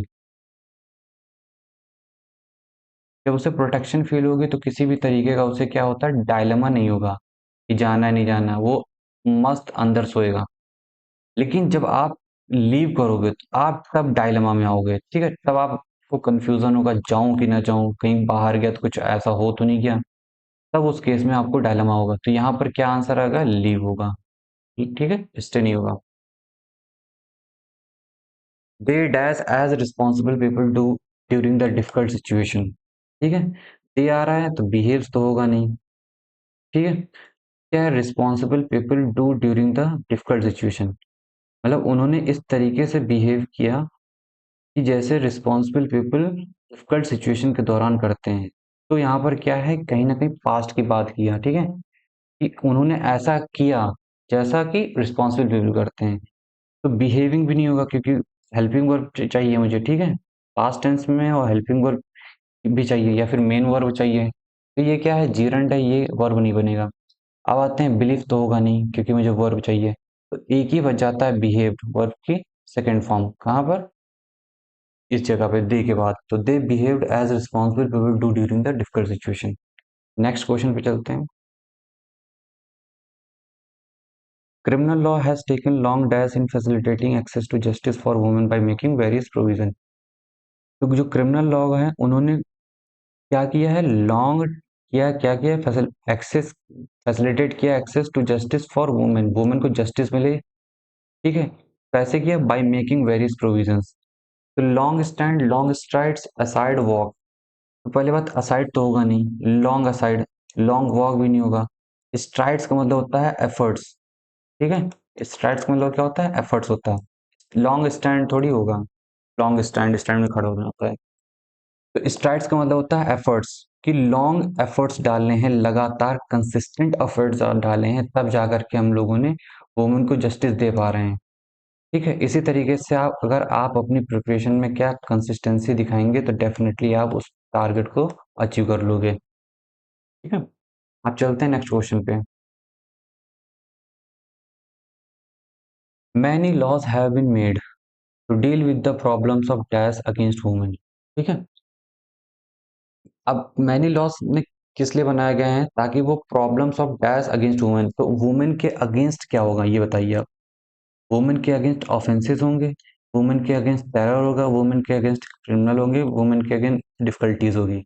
तो टेरर और क्रिमिनल तो पहले हटाएंगे कि वुमेन के अगेंस्ट टेरर होंगे, क्रिमिनल, वुमेन के अगेंस्ट डिफिकल्टीज होंगे, ऑफेंसेस होंगे। क्योंकि यहाँ पर लॉस की बात कर रहा है, ठीक है, तो वुमेन के अगेंस्ट क्या होते हैं, ऑफेंसेस होते हैं। ऑफेंसेस का हिंदी में क्या कहते हैं, अपराध। ठीक है, तो वुमेन के अगेंस्ट जो अपराध होते हैं, ऑफेंसेस होते हैं, उसकी प्रॉब्लम को डील करने के लिए लॉज बनाए गए हैं। ठीक है, तो इसका आंसर क्या होगा, ऑफेंसेस होगा, डिफिकल्टीज नहीं होगा। डिफिकल्टीज नॉर्मल टर्म यूज होता है। A person purchasing goods and services for commercial purpose will also not come under the dash of this act. इस एक्ट के अब क्या है, रिव्यू तो होगा नहीं, व्यू लिमिट्स, लिमिट्स व्यू पर लिमिट्स व्यू और रिव्यू नहीं होगा। क्यों नहीं होगा, देखते हैं। अब क्या है, इस एक्ट के अंतर्गत, ठीक है, इस एक्ट के सर्विलांस में आप हो। ठीक है, इस एक्ट के सर्विलांस में हो, आपको देखा जा रहा है, वॉच किया जा रहा है कि a person purchasing goods and services for commercial purposes will also not come under the dash act. This act के सर्विलांस के अंदर नहीं आएगा। तो यहाँ पर क्या होता है, परव्यू, परव्यू का मतलब होता है मॉनिटर करना। ठीक है, किसी चीज को क्या करना, मॉनिटर करना। इसलिए इसका आंसर क्या होगा, परव्यू, परव्यू होगा। थोड़ा सा आपको अपनी वोकैब अच्छी करनी होगी, जिससे क्या है कि आप इन क्वेश्चन को सेकंडों में कर सको। The emergence of a sovereign Indian nations are the emergence of a sovereign Indian nation was based on the notion of equality। तो यहाँ पर क्या होगा भाई, emergence of A sovereign Indian nation, एक सोवरेन इंडियन नेशन का emergence was क्या था, promised on the notion of equality, looked on the notion of equality, premised on the nation of the equality की डिपेंड। तो depend तो होगा नहीं क्योंकि थर्ड फॉर्म आएगी। लुक्ड ऑन नोशन, लुक्ड भी नहीं सही लग रहा है। प्रॉमिस क्यों करेंगे, प्रॉमिस्ड ऑन, प्रॉमिस्ड होता तो ऑन क्यों आता। ठीक है, तो प्रॉमिस्ड भी नहीं होगा। तो हमारा क्या आ रहा है, प्रिमाइज्ड ऑन। ठीक है, प्रिमाइज का मतलब होता है कि किसी पर्टिकुलर आर्गुमेंट के बेसिस पे, ठीक है, जो based on particular argument, particular argument पे बेस पे ही क्या है, इस नोशन को, इस नोशन का क्या होता है, इमर्जेंस होता है। The emergence of A sovereign Indian state was premised on the notion of equality. और ये क्या है, पैसिव वॉइस में भी है। क्लियर है, नेक्स्ट क्वेश्चन पे चलते हैं। In Manipur the most important piece of literary work that continues to dash a sense of patriotism in Tongजोंग पर्व। ठीक है, मणिपुर में जो most important piece of literary work है जो कंटिन्यू करती है, dash to a sense of patriotism, patriotism का sense of instil, install, installs, installed. तो सबसे पहले क्या है, टू है, आपको पता है टू के बाद वर्ब की फर्स्ट फॉर्म आती है, पता है। और टू बी है तो उसके बाद क्या होगा, वर्ब की थर्ड फॉर्म आएगी, क्योंकि ये पैसिव वॉइस में होता है या एक्टिव वॉइस में होता है। इंस्टॉल्ड होगा नहीं, इंस्टॉल्स होगा नहीं। ठीक है, क्योंकि ईएस नहीं लगता है।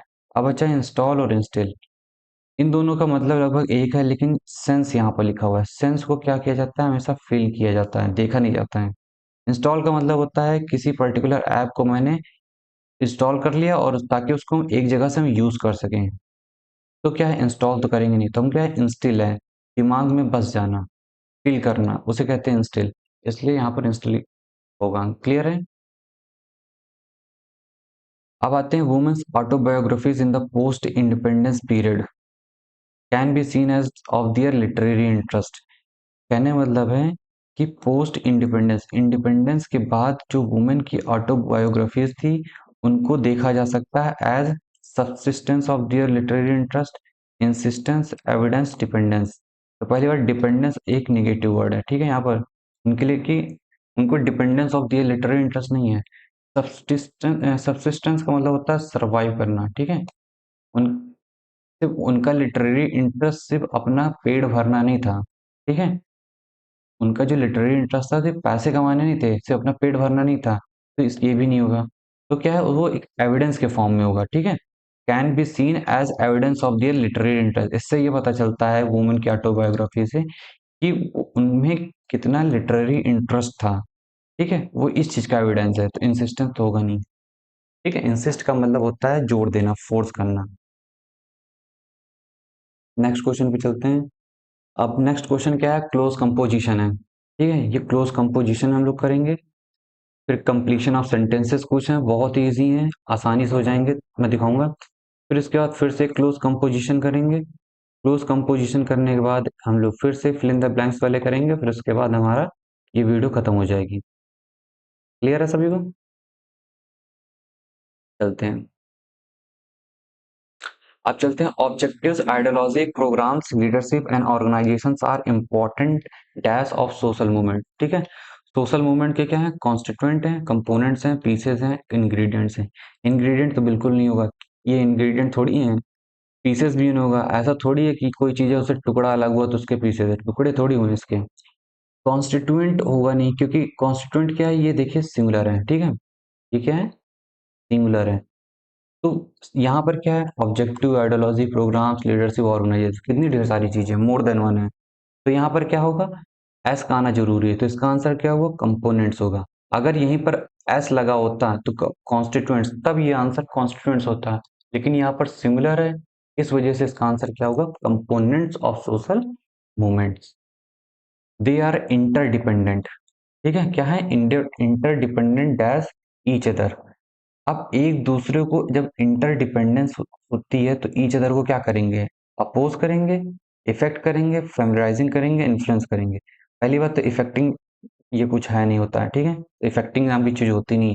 हाँ, इसकी जगह अफेक्टिंग होता तो समझ में आता, ठीक है। तो इफेक्टिंग कोई वर्ड नहीं। अपोजिंग देखेंगे, अपोज तो करेंगे नहीं क्योंकि इंटरडिपेंडेंट है, अपोज करेंगे। फेमरिज्म भी नहीं करेंगे, क्या करेंगे, इन्फ्लुएंस करेंगे, एक दूसरे को प्रभावित करेंगे। क्लियर है? चलते हैं, the objectives of the movements. The objectives of the movement change from, the objective of the movements change from dash particular local issues to broad aims dash, ठीक है, सोशल ट्रांसफॉर्मेशन। तो जो मूवमेंट का जो objective है वो change हो रहा है कहाँ से, आर्टिकुलर लोकल इश्यूज। क्या है, लोकल इश्यूज है, मतलब यहाँ पर कोई चीज है, ये फिर क्या है, ब्रॉड एम में जा रहा है, ठीक है। ब्रॉड जा रहा है तो इसका मतलब कहीं ना कहीं क्या है, wide, scanty, narrow, confine. Confine तो होगा नहीं, क्योंकि ये कन्फाइंड होता तब समझ में आता, कन्फाइन है, ठीक है। तो ये क्या है, थर्ड फॉर्म नहीं है। स्कैंटी ये एक नाउन है, ठीक है, ये क्या है, नाउन है, नाउन चाहिए नहीं में। वाइड भी नहीं चाहिए क्योंकि यहाँ ब्रॉड है, तो ये क्या हो रहा है, नैरो से क्या जा रहा है, ब्रॉड जा रहा है। तो यहाँ पर क्या होगा, नैरो होगा। नैरो इसलिए भी होगा क्योंकि ये लोकल इश्यूज हैं। फिर उसके बाद क्या है, ये बड़े एम्स देखेंगे, ब्रॉड एम्स देखेंगे। तो narrow particular local issues to broad aims dash social transformation. तो किसके लिए ब्रॉड एम्स कर रहे हैं, फॉर, बाई, विद, एंड तो बिल्कुल नहीं आएगा, विद भी नहीं आएगा, बाई भी नहीं आएगा। इसका क्या होगा कि सोशल ट्रांसफॉर्मेशन के लिए हम ब्रॉड एम्स कैसे चेंज कर रहे हैं, from narrow particular local issues से हम ब्रॉड एम्स की ओर एम कर रहे हैं। किसके लिए कर रहे हैं, फॉर सोशल ट्रांसफॉर्मेशन।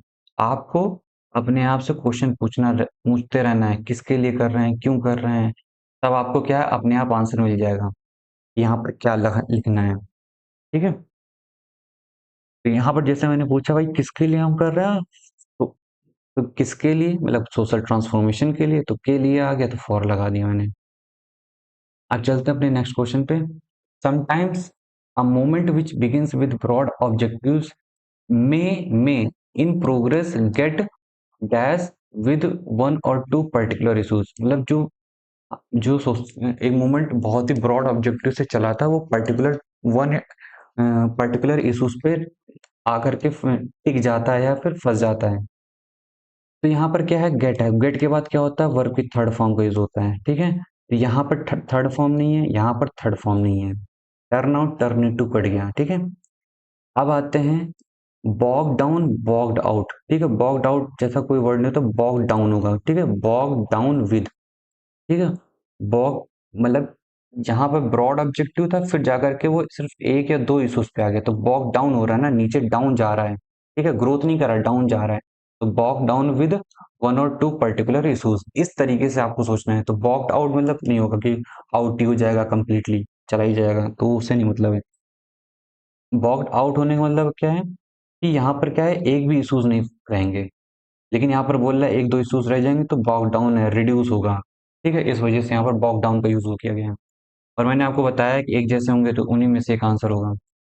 अब आते हैं ideology also dash change. Ideology also क्या होती है, went change, proceed change, proceed change, undergoes change. तो भाई वेंट तो होगा नहीं, क्यों नहीं होगा, क्योंकि यहाँ पर सारी जो चीजें हैं वो क्या हो रही हैं हमारी प्रेजेंट टेंस में, इस वजह से वेंट नहीं होगा। प्रोसीड किसी प्रोसेस को करते हैं तो चेंज तो होगा नहीं, सीड मतलब पीछा करना नहीं, अंडर गोज यहाँ पर क्या है कि वो सिचुएशन से होकर गुजर रहा है, कि भाई एक सिचुएशन है उससे होकर वो कोई गुजर रहा है, अंडर गो हो रहा है, ठीक है, इसका आंसर क्या होगा, अंडर गोज चेंज। फिर चलते हैं, it provides direction for evolving strategies and programmes and also keeps the participants together by developing feelings of weness. Various strategies and programs are evolved. Various strategies and programs are evolved to dash the pupil. ठीक है, to आया है और मैंने बताया to के बाद verb की फर्स्ट फॉर्म होती है, ये तो थर्ड फॉर्म है, ये कट जाएगा, ठीक है, मैच्योर्ड ये भी कट जाएगा, अब मेक आएगा, मोबिलाइज आएगा। तो हम पीपल को क्या करते हैं, मास पीपल को क्या करते हैं, मोबिलाइज करते हैं, ठीक है, मोबाइल करते हैं, अपनी तरफ खींचते हैं, बनाते थोड़ी, लोग को थोड़ी बनाएंगे, उनको क्या करते हैं, अपनी ओर खींचते हैं, मोबिलाइज करेंगे, इन्फ्लुएंस करेंगे।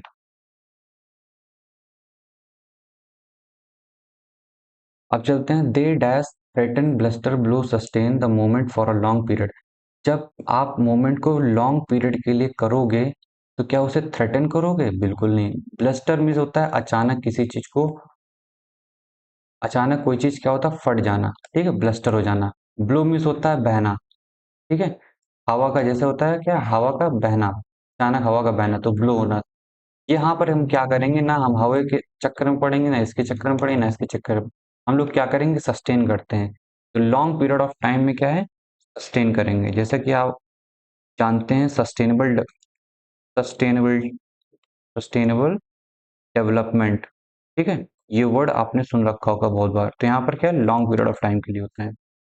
Leadership dash initiates or emerges in the course of growth of movement, plays a crucial role in dash ideology and objectives. तो लीडरशिप क्या करती है, leadership where initiate, which initiate, how initiate, more initiate, तो more होगा नहीं, how होगा नहीं, how initiate, where भी नहीं होगा, ये जगह के लिए बताता है, तो लीडरशिप जो इनिशिएट करती है, ठीक है, वेयर जगह के लिए यूज होगा, हाउ कैसे हो, मोर तो होगा नहीं, तो लीडरशिप विच इनिशिएट जो इनिशिएट करती है और इमर्ज होती है in the course of growth of movement, plays a crucial role in, in किसमें क्रूशियल रोल करेगी, और आपको पता है इनके बाद क्या आता है, इनके बाद आता है जीरंड, तो जीरंड का मतलब होता है वर्ब की first form plus ING, clear है। तो यहाँ पर सिर्फ एक ही ऐसा वर्ड है जहां पर वर्ब की फर्स्ट फॉर्म प्लस आईएनजी है, बाकी नहीं है, ठीक है, आसानी से आ गया। अब चलते हैं, articulating ideology, objective, evolving strategies and programs and maintaining the spirit of the participant। मान लीजिए आपको ये समझ में नहीं आ रहा है तो इस तरीके से भी आप दिमाग लगा सकते हो, ऐसे इवॉल्विंग स्ट्रेटजीज, ठीक है, maintaining the spirit of the participant. तो जाहिर सी बात है, देख रहे हो आईएनजी फॉर्म आ रहा है, तो इसका मतलब कि यहाँ भी क्या आएगा, आईएनजी फॉर्म आएगा, क्लियर है, आर्टिकुलेटिंग आइडियोलॉजी एंड ऑब्जेक्टिव्स, ठीक है, तो इस तरीके से भी आप दिमाग लगा सकते हो क्योंकि ये भी जी रंडी है। अब आते हैं कंप्लीशन ऑफ सेंटेंसेस पे, ये तो बहुत ही आसान है, इतने हलवा क्वेश्चन है मैं क्या बताऊं।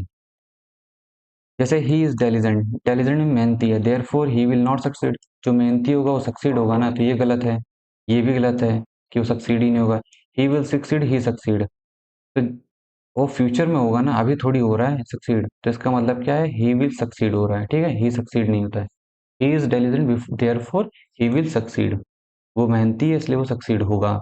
तो आप सबसे पहले क्या करोगे, अंडरस्टैंडिंग के लिए आप हिंदी में सेंटेंस बना लोगे और फिर देखोगे कौन सा क्वेश्चन, सॉरी कौन सा ऑप्शन सटीक बैठ रहा है।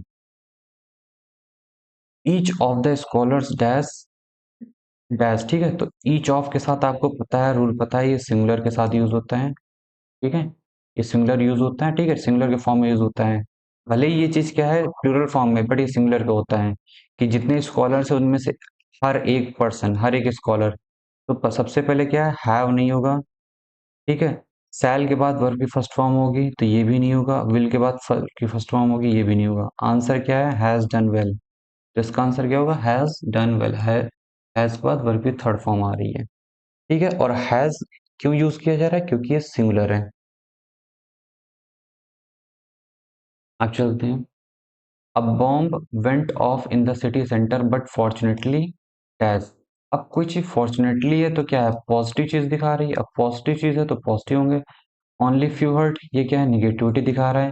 समबडी हर्ट, ये भी निगेटिव दिखा रहा है कि कोई इंजर्ड हुआ है। नो बडी हर्ट, ये क्या है, पॉजिटिव चीज दिखा रहा है। एवरीबडी वॉज हर्ट, ये तो एक्सट्रीमली निगेटिव है। तो ये जब पॉजिटिव है तो पॉजिटिव पॉजिटिव आएगा ना। तो नो बडी वॉज हर्ट क्या है, तो फॉर्चुनेट बॉम्ब तो गिरा सिटी सेंटर में बट कोई हर्ट नहीं हुआ। ये क्या है, फॉर्चुनेटली, फॉर्चुनेटली हुआ है, ठीक है। इसका आंसर सी होगा। No sooner had he return, आपको पता है रूल, मैंने आपको पढ़ाया भी है प्रीपोजिशन में। नो सूनर से क्या होता है, नो सूनर के साथ हम लोग देन का यूज करते हैं। तो बट देयरफॉर देन का यूज नहीं, देन का यूज करेंगे। क्लियर है। He asked whether either of the brothers were at home, are at home, was at home, have come here. तो आइदर इसके साथ आइदर नाइदर हो सब, आइदर ऑफ, सॉरी,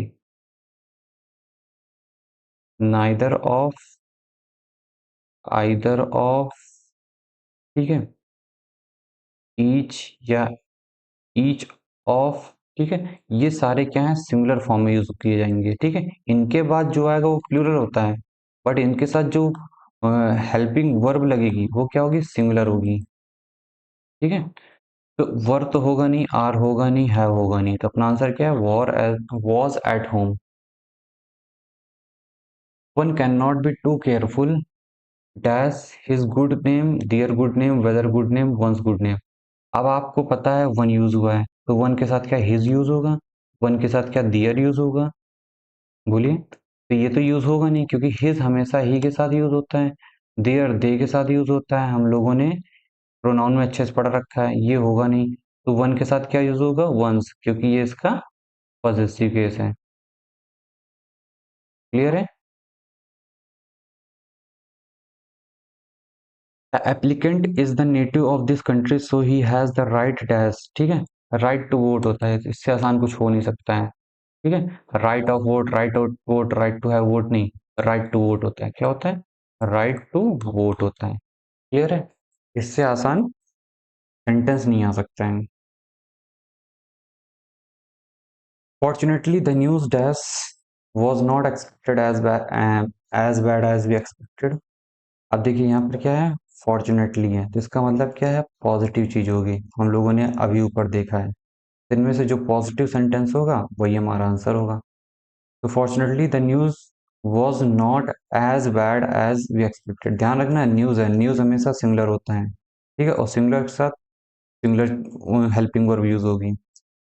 तो द न्यूज, तो सबसे पहले हम क्या वर्ब को कट कर देंगे, कुड नॉट को भी कट कर देंगे, could not as bad as we expected, ठीक है।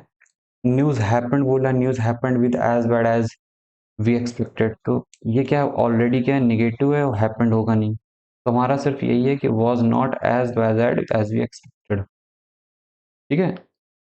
हमारी एक्सपेक्टेशन ज्यादा थी लेकिन उतनी बैड नहीं थी। तो ये क्या है, हमारा पॉजिटिव वर्ड है। तो ये क्या हो गया, हमारा आंसर हो गया। When I was on holiday, my whole luggage was were stolen। तो ये लगेज है, वर कहाँ से आ गया, तो ये आंसर गलत हो गया। My part luggage was stolen, ये पार्ट क्या है भैया, ऑड है, कट कर दिया। All my luggage was stolen, ठीक है, वॉज सही है, ऑल माई लगेज सही है, ठीक है, ये सही हो सकता है। My some luggage was stolen, some luggage, तो ये सम लगेज क्या होता है? क्या लगेज को काट करके ले गए हैं बीच से? नहीं ना। तो ये भी अटपटा लग रहा है, ये भी क्या है, ऑड लग रहा है। हम लोग बिल्कुल एग्जाम में के प्रेशर में किस तरीके से सोचेंगे उस हिसाब से आपको बता रहा हूँ। ऑड लग रहा है तो हमारा आंसर क्या हो जाएगा? Automatic all my luggage was stolen. और इसमें फ्लो भी मेंटेन हो रहा है। क्लियर है? एक बस लॉजिक लगा रहे हैं, सिंपली तरीके से सोच रहे हैं और आसानी से आंसर हमारा आ जा रहा है। ठीक है, इसके लिए बहुत ज्यादा कुछ रूल्स की पढ़ने की जरूरत नहीं है। I got up very early, हाँ मैं बहुत जल्दी उठ गया हूँ, ठीक है। But but Jack got up much before Jack, but Jack got up even before, but Jack got up earlier to me, but Jack got up even earlier. ठीक है, मैं अर्ली तो उठा हूँ, तो ये फिर इवन बिफोर और मच बिफोर क्या होता है भाई? मैं ऑलरेडी उठ चुका हूँ ना, तो मुझसे कंपैरिजन हो रहा है, आई से कंपैरिजन हो रहा है। इसका मतलब जैक इससे पहले उठा है, अर्लियर के साथ देन का यूज होता है, तो ये गलत हो जाएगा। But Jack got up even earlier, तो ये क्या होगा? ये नहीं होगा, क्योंकि मी से नहीं तुलना हो रही है। ठीक है, मेरे सोने से तुलना हो रही है, जो मैं सो रहा हूँ, जो टाइम जिस टाइम पे सो रहा हूँ, उससे क्या हो रहा है? इसका कंपैरिजन हो रहा है। इस वजह से ये चीज गलत है। ठीक है, but Jack got up even earlier, तो अर्ली में था लेकिन और अर्ली हो गया, तो यहाँ पर क्या है? हमारा कंपैरिजन हो रहा है। कंपैरिजन में आपको पता है जो हमारी 3 डिग्रीज होती हैं। ठीक है, positive positive degree, comparative degree, superlative degree, ये 3 डिग्रीज होती हैं। इसलिए यहाँ पर क्या है? अर्ली का अर्लियर हो जाएगा। नेक्स्ट क्वेश्चन पे चलते हैं। क्लोज कंपोजिशन, ठीक है, क्लोज कंपोजिशन हम लोग करेंगे, देन उसके बाद है एक स्लाइड और करेंगे, देन हमारा वीडियो कंप्लीट हो जाएगी। इतनी प्रैक्टिस अगर आप कर लेंगे तो आसानी से आपका हो जाएगा फिल इन द ब्लैंक्स।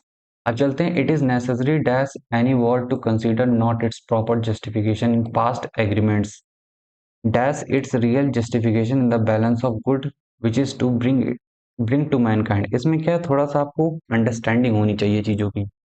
ठीक है, आपको क्या करना है? अंडरस्टैंड करना है कि सेंटेंस कहना क्या चाह रहा है। तो ये क्या है? नेसेसरी है किसके? In regard to any war, connecting war, describing war, linking war. तो आप देखोगे वॉर से संबंधित ये बात बोला जा रहा है।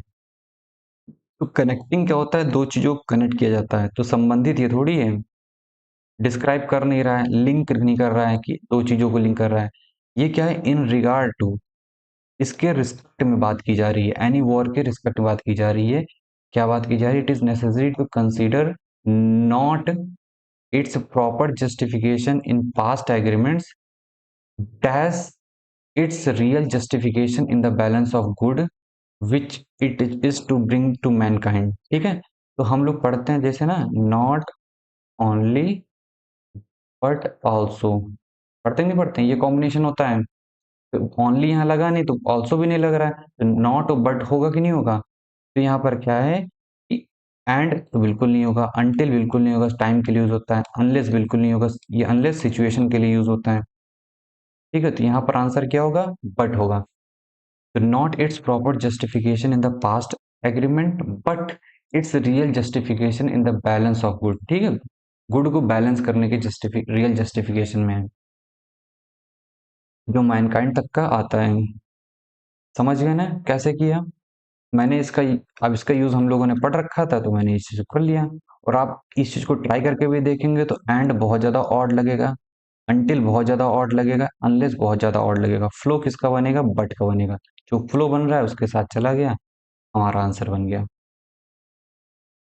अब चलते हैं आगे। At the beginning of a war, मतलब वॉर की शुरुआत में, ईच नेशन, हर एक nation, under the influence of what is called disloyalty, patriotism, infidelity, falseness, मतलब किसके इन्फ्लुएंस में ये बिलीव करता है कि its own victory is dash certain and of great importance to mankind. तो डिस, अब जाहिर सी बात है बिलीव कर रहा है, बिलीव किस में करेंगे? पॉजिटिव चीजों में ही करेंगे। ठीक है, तो डिसलॉयल्टी नहीं होगा, इनफिडेलिटी नहीं होगा, फॉल्सनेस नहीं होगा, क्योंकि ये सारी निगेटिव मीनिंग है। पेट्रियोटिज्म का इन्फ्लुएंस होता है कि हम पेट्रियट हैं तो हम वॉर लड़ते हैं। ठीक है, तो this is influence of patriotism, जो हमें एक सेंस ऑफ बिलीफ देता है कि इट्स ओन विक्ट्री जो है वो सर्टेन होगी किसके लिए? नेशनली सर्टेन होगी, इंडिविजुअली होगी, ऑटोनोमसली होगी, बोथ होगी। आपको पता है ये एंड लिखा हुआ है, तो बोथ बोथ के साथ क्या लगता है? एंड लगता है। तो जो हमारी विक्ट्री होगी वो सर्टेन भी होगी और उसकी इंपॉर्टेंस भी बहुत होगी मैनकाइंड के लिए। तो both certain and of great importance to mankind. ठीक है, तो इसका आंसर बोथ होगा। अब चलते हैं, the praiseworthiness of this belief has come an accepted maxim of common sense even when war is actually in progress. It has to be natural and right that a citizen of an enemy country should regard the victory of his side as assured and highly dash। ठीक है, इसका मतलब क्या है? Even war is actually in progress, war क्या है? Actually progress में है, तो क्या नेचुरल और राइट माना जाता है? It has been withheld, was withheld. अब आपको पता है ये सब प्रेजेंट में चल रहा है, ठीक है, तो वॉज तो होगा नहीं, हैड तो होगा नहीं, बचा हैज हेल्ड। तो ये सिंपली बात की जा रही है, यहाँ पर कोई टाइम वाइम का नहीं है, तो ये तो बिल्कुल नहीं होगा। तो इट इज हेल्ड, ये ऐसा बोला जाता है to be natural and right. Natural और राइट देखा जाता है कि a citizen of an enemy country should regard the victory of his side as assured and highly unpleasant, unlikely, desirable और malignant। उन्हें क्या करना है? ये रिकॉर्ड करना है अपनी विक्ट्री को अपनी साइड का कि भाई ये क्या है, बिल्कुल अश्योर्ड है कि हम वॉर जीतेंगे ही जीतेंगे। ठीक है, ये हाईली डिजायरेबल है, अनलाइकली, अनप्लीजेंट और मैलिग्नेंट नहीं है। तीनों ही क्या है? निगेटिव वर्ड है। हमें क्या है? पॉजिटिव वर्ड चाहिए कि भाई ये highly assured and highly desirable है। ठीक है, यहाँ पर इसका आंसर क्या होगा? डिजायरेबल होगा। By concentrating attention upon the supposed advantages of the victory of own side। ठीक है, अपनी साइड की विक्ट्री के एडवांटेज को सपोज करके, ये कंसंट्रेट करके अपना attention, we dash more or less blind to evils inseparable for. हम क्या चाहते हैं कि अपनी विक्ट्री को बस देख देख लेते हैं, हम उसके पीछे के एविल्स को हम नहीं देख पाते हैं कि एक वॉर लड़ने में कितना ज्यादा डैमेज होगा, कितना ज्यादा डिवोस्टेशन होगा। तो we becoming, become, had, have been. तो सबसे पहले क्या है कि सिंपल सा हैड होगा नहीं, बिकमिंग होगा नहीं, क्योंकि यहाँ पर क्या है? प्रेजेंट इंडेफिनिट आएगा। ठीक है, यहाँ पर क्या आएगा? प्रेजेंट इंडेफिनिट आएगा। जाहिर सी बात है, नॉर्मल बात बोली जा रही है, यहाँ पर कोई सिंस बिफोर तो है नहीं, तो ये हैव बीन बिकमिंग भी नहीं होगा। तो ये क्या हुआ? We become more or less blind to evils inseparable from war and equally certain whichever side may ultimately prove successful, thriving, victorious, failing। तो यहाँ पर सक्सेसफुल, थ्राइविंग और फेलिंग तो है नहीं, विक्टोरियस है। ठीक है, equally certain which ever side में अल्टीमेटली प्रूव विक्टोरियस। विक्टोरियस मतलब विक्ट्री, जीत गए हैं। ठीक है, तो जीत गया है। समझ में आ रहा है? तो यहाँ पर आपको देखना है कि ये लोग क्या कर रहे हैं, वॉर के चक्कर में ये चीज देख ही नहीं पा रहे हैं कि इसके पीछे का एवल्स कितना है। बस वो चीज, एक चीज पे फोकस कर रहे हैं, विक्ट्री। ठीक है, इसलिए मेरे यहाँ पर क्या है? विक्टोरियस लिखा है, सक्सेसफुल नहीं लिखा है, थ्राइविंग नहीं लिखा है, फेलिंग नहीं लिखा है।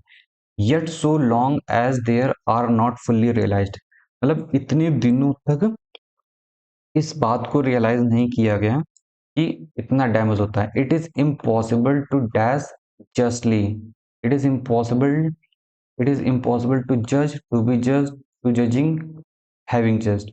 ये तो होगा नहीं, टू जजिंग भी नहीं होता है, टू प्लस वर्ब की फर्स्ट फॉर्म आती है, टू बी जज होगा, ये तो होगा ही नहीं। क्योंकि क्योंकि क्या है? ये पैसिव वॉइस में नहीं, तो इट इज इम्पॉसिबल टू जज justly dash a war is और is not likely to be beneficial to the human race.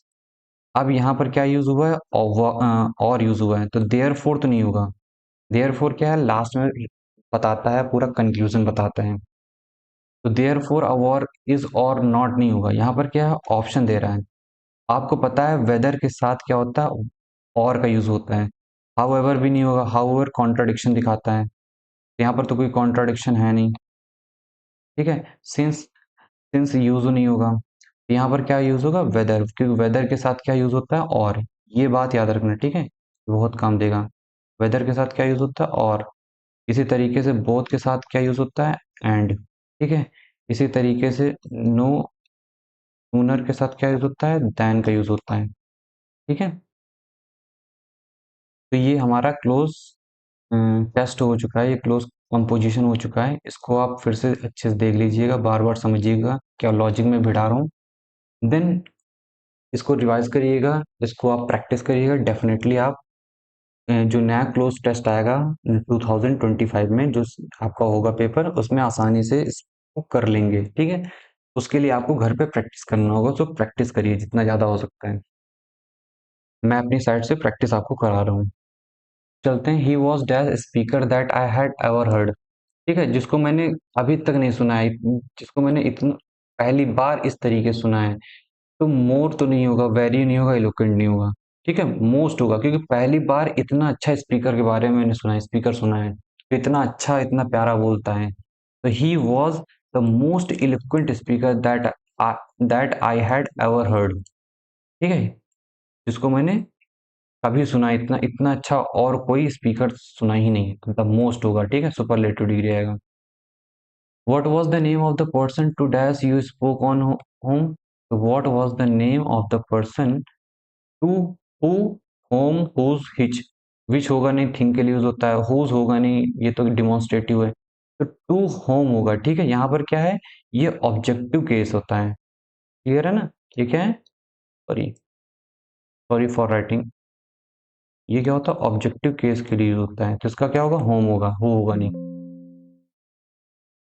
एक मिनट, एक मिनट।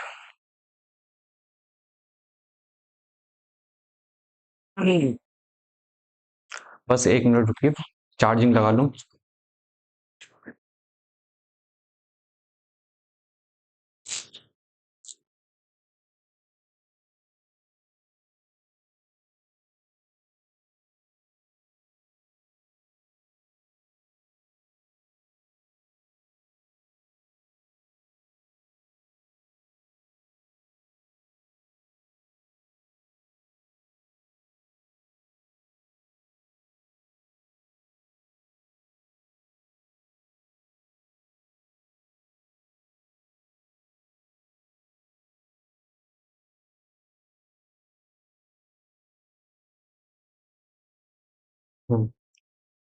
Sorry for disturbing. अब चलते हैं हम लोग नेक्स्ट क्वेश्चन पे। Have you seen Mohan lately, yesterday, lastly, late? तो सबसे पहले क्या होता है कि क्या आपने मोहन को देख रखा है? तो यस्टरडे तो होगा नहीं, क्योंकि क्या है, प्रेजेंट में है। लास्टली भी नहीं होगा, कि लास्टली कब देख रहा है। अब लेटली होगा या तो लेट होगा। ठीक है, तो लेटली का मतलब क्या होता है, रिसेंटली। ठीक है, ये ध्यान रखना। लेटली का मतलब क्या होता है, रिसेंटली। तो क्या आपने मोहन को रिसेंटली देख रखा है? तो इसका आंसर क्या होगा, लेटली होगा। We live in dash an old house, rather fairly quite pretty. We live in pretty and old house, odd लग रहा है। We live in rather an old house, बिल्कुल odd लग रहा है। Fairly an old house, नहीं, इससे नहीं बन। Quite, quite मतलब कुछ, कुछ हद तक। ठीक है, कुछ हद तक, कुछ हद तक एक ओल्ड हाउस में रहते हैं। तो we live in quite an old house. पूरी तरीके से ओल्ड हाउस नहीं है, बट कुछ हद तक ओल्ड हाउस है। I am playing tennis tomorrow unless dash it rains. मतलब जब तक मैं टेनिस खेलूंगा, कल मैं कल टेनिस खेलूंगा तब तक, जब तक कि बारिश नहीं हो जाती है। इसका सेंस यही है।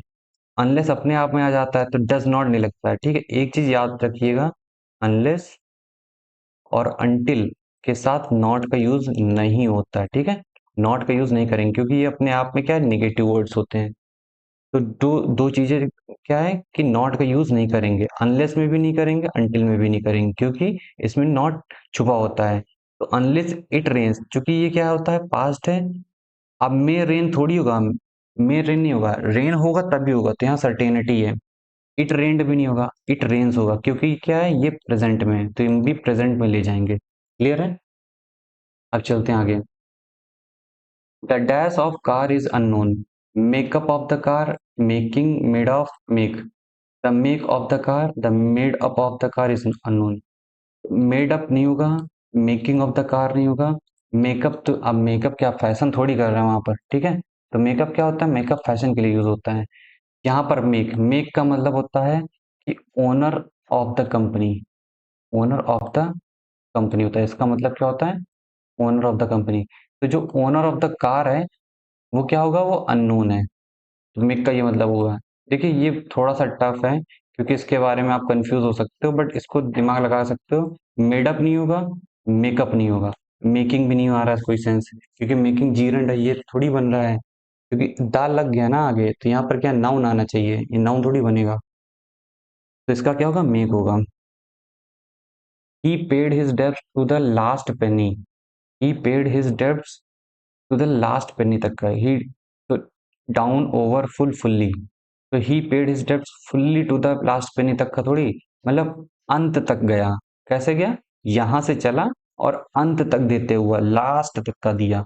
ठीक है, ओवर तो होगा नहीं, फुल्ली होगा नहीं, फुल और फुल्ली नहीं होगा, क्योंकि फुल्ली का मतलब होता है एक बार में दे देना पूरी तरीके से।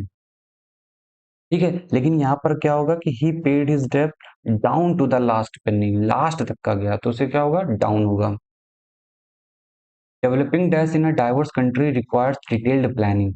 अब डेवलप क्या करोगे, ग्रोथ को डेवलप करते हो, नहीं, स्कैर्सिटी, पॉवर्टी नहीं, infrastructure. Developing infrastructure in a diverse country requires detailed planning. Clear है, पॉवर्टी स्कैर्सिटी को डेवलप करोगे, ये क्या है, निगेटिव चीजें, ग्रोथ अलग चीज है। Dash provisions have been made to support agriculture. कौन से provisions, procurement, subsidise, adequate capital. आप देखोगे ये तीनों क्या है, स्पेसिफिक हैं, और तीनों ही कहीं ना कहीं आ सकते हैं, तो हमें स्पेसिफिक नहीं, हमें जनरल चाहिए, क्योंकि ये जनरल स्टेटमेंट है कि कुछ प्रोविजंस बनाए गए हैं, किस लिए बनाए गए हैं, टू सपोर्ट एग्रीकल्चर।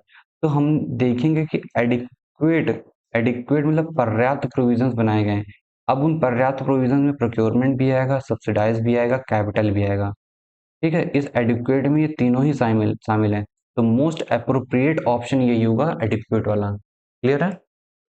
अब चलते हैं नेक्स्ट क्वेश्चन पे। The dash growth in the Indian financial market can be attributed to a number of reforms. तो ग्रोथ क्या है, हमारा नाउन है, तो इससे पहले क्या आएगा, हमारा एडजेक्टिव आएगा। ठीक है, एफिशिएंसी, फिनोमिनल, कैटास्ट्रॉफी, मेटेओर, ये चीज होगा नहीं। अब ग्रोथ को कोई कर रहा है, कैटास्ट्रॉफी मतलब होता है कि जैसे कोई भयानक आपदा हो जाना, तो कैटास्ट्रॉफिक ग्रोथ तो होगी नहीं, निगेटिव, क्योंकि निगेटिव वर्ड है। हमें क्या चाहिए, पॉजिटिव वर्ड चाहिए, क्योंकि ग्रोथ पॉजिटिव वर्ड है। द एफिशिएंसी ग्रोथ क्या होता है, द एफिशिएंट ग्रोथ होता है। ठीक है, ये क्या है, नाउन है। अगर यहाँ पर लाना होता तो हम एफिशिएंट ग्रोथ कहते हैं। ठीक है, तब क्योंकि एफिशिएंट क्या होता है, हमारा एडजेक्टिव होता, लेकिन एफिशिएंसी क्या है, हमारा नाउन है, तो ऑलरेडी नाउन है, तो हमारा आंसर क्या होगा, phenomenal growth in the Indian financial market can be attributed to a number of reforms.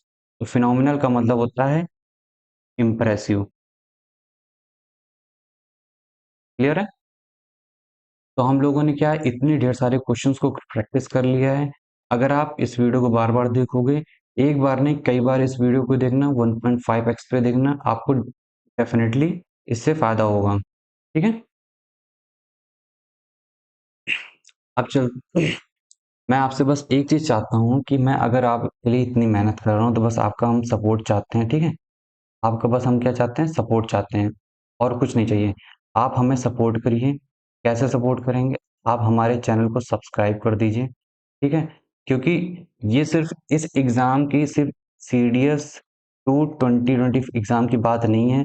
ये अब हम आपके साथ लगातार बने रहेंगे, कंटिन्यूअसली हमारी वीडियोस आती रहेंगी, ना केवल इस साल के लिए बल्कि सीडीएस 2026 के लिए भी हम लोग इसी 14 सितंबर के जस्ट बाद से हम लोग वीडियोस लाना स्टार्ट कर देंगे। ठीक है, इसलिए आप हमारे साथ जुड़े रहिए, हम लोग लगातार आपके साथ रहेंगे। जब पेपर होगा उससे पहले भी, पेपर के बाद भी, नेक्स्ट ईयर भी लगातार आपके साथ जुड़े रहेंगे। आप चाहते हैं तो आप हमारे चैनल को सब्सक्राइब कर लीजिए। टेलीग्राम, आप हमारे टेलीग्राम ये ग्रुप है, टेलीग्राम पे जुड़ जाइए। ये व्हाट्सएप चैनल है, व्हाट्सएप चैनल पे सब को ज्वाइन कर लीजिए। हाँ, एक चीज़ और बताना चाहूँगा कि हमारा एक सीडीएस पीयर ग्रुप है। ठीक है, हमारा सीडीएस एक पीयर ग्रुप है, उसको ज्वाइन कर लीजिए। आप वहाँ पर अपने सारे डाउट्स पूछ सकते हैं, मैं उन सभी डाउट्स को क्लियर करूँगा 1 to 1 करके। ठीक है, समझ में, वहाँ पर मैसेज करना अलाउ है, वहाँ पर सभी डिफेंस एस्पिरेंट एक दूसरे की हेल्प कर सकते हैं। तो बस मैं इतना ही बताना चाहूँगा, आपको कोई भी दिक्कत है, आप वहाँ पर डाउट्स पूछ सकते हो। तो मिलते हैं नेक्स्ट वीडियो के साथ। Thank you.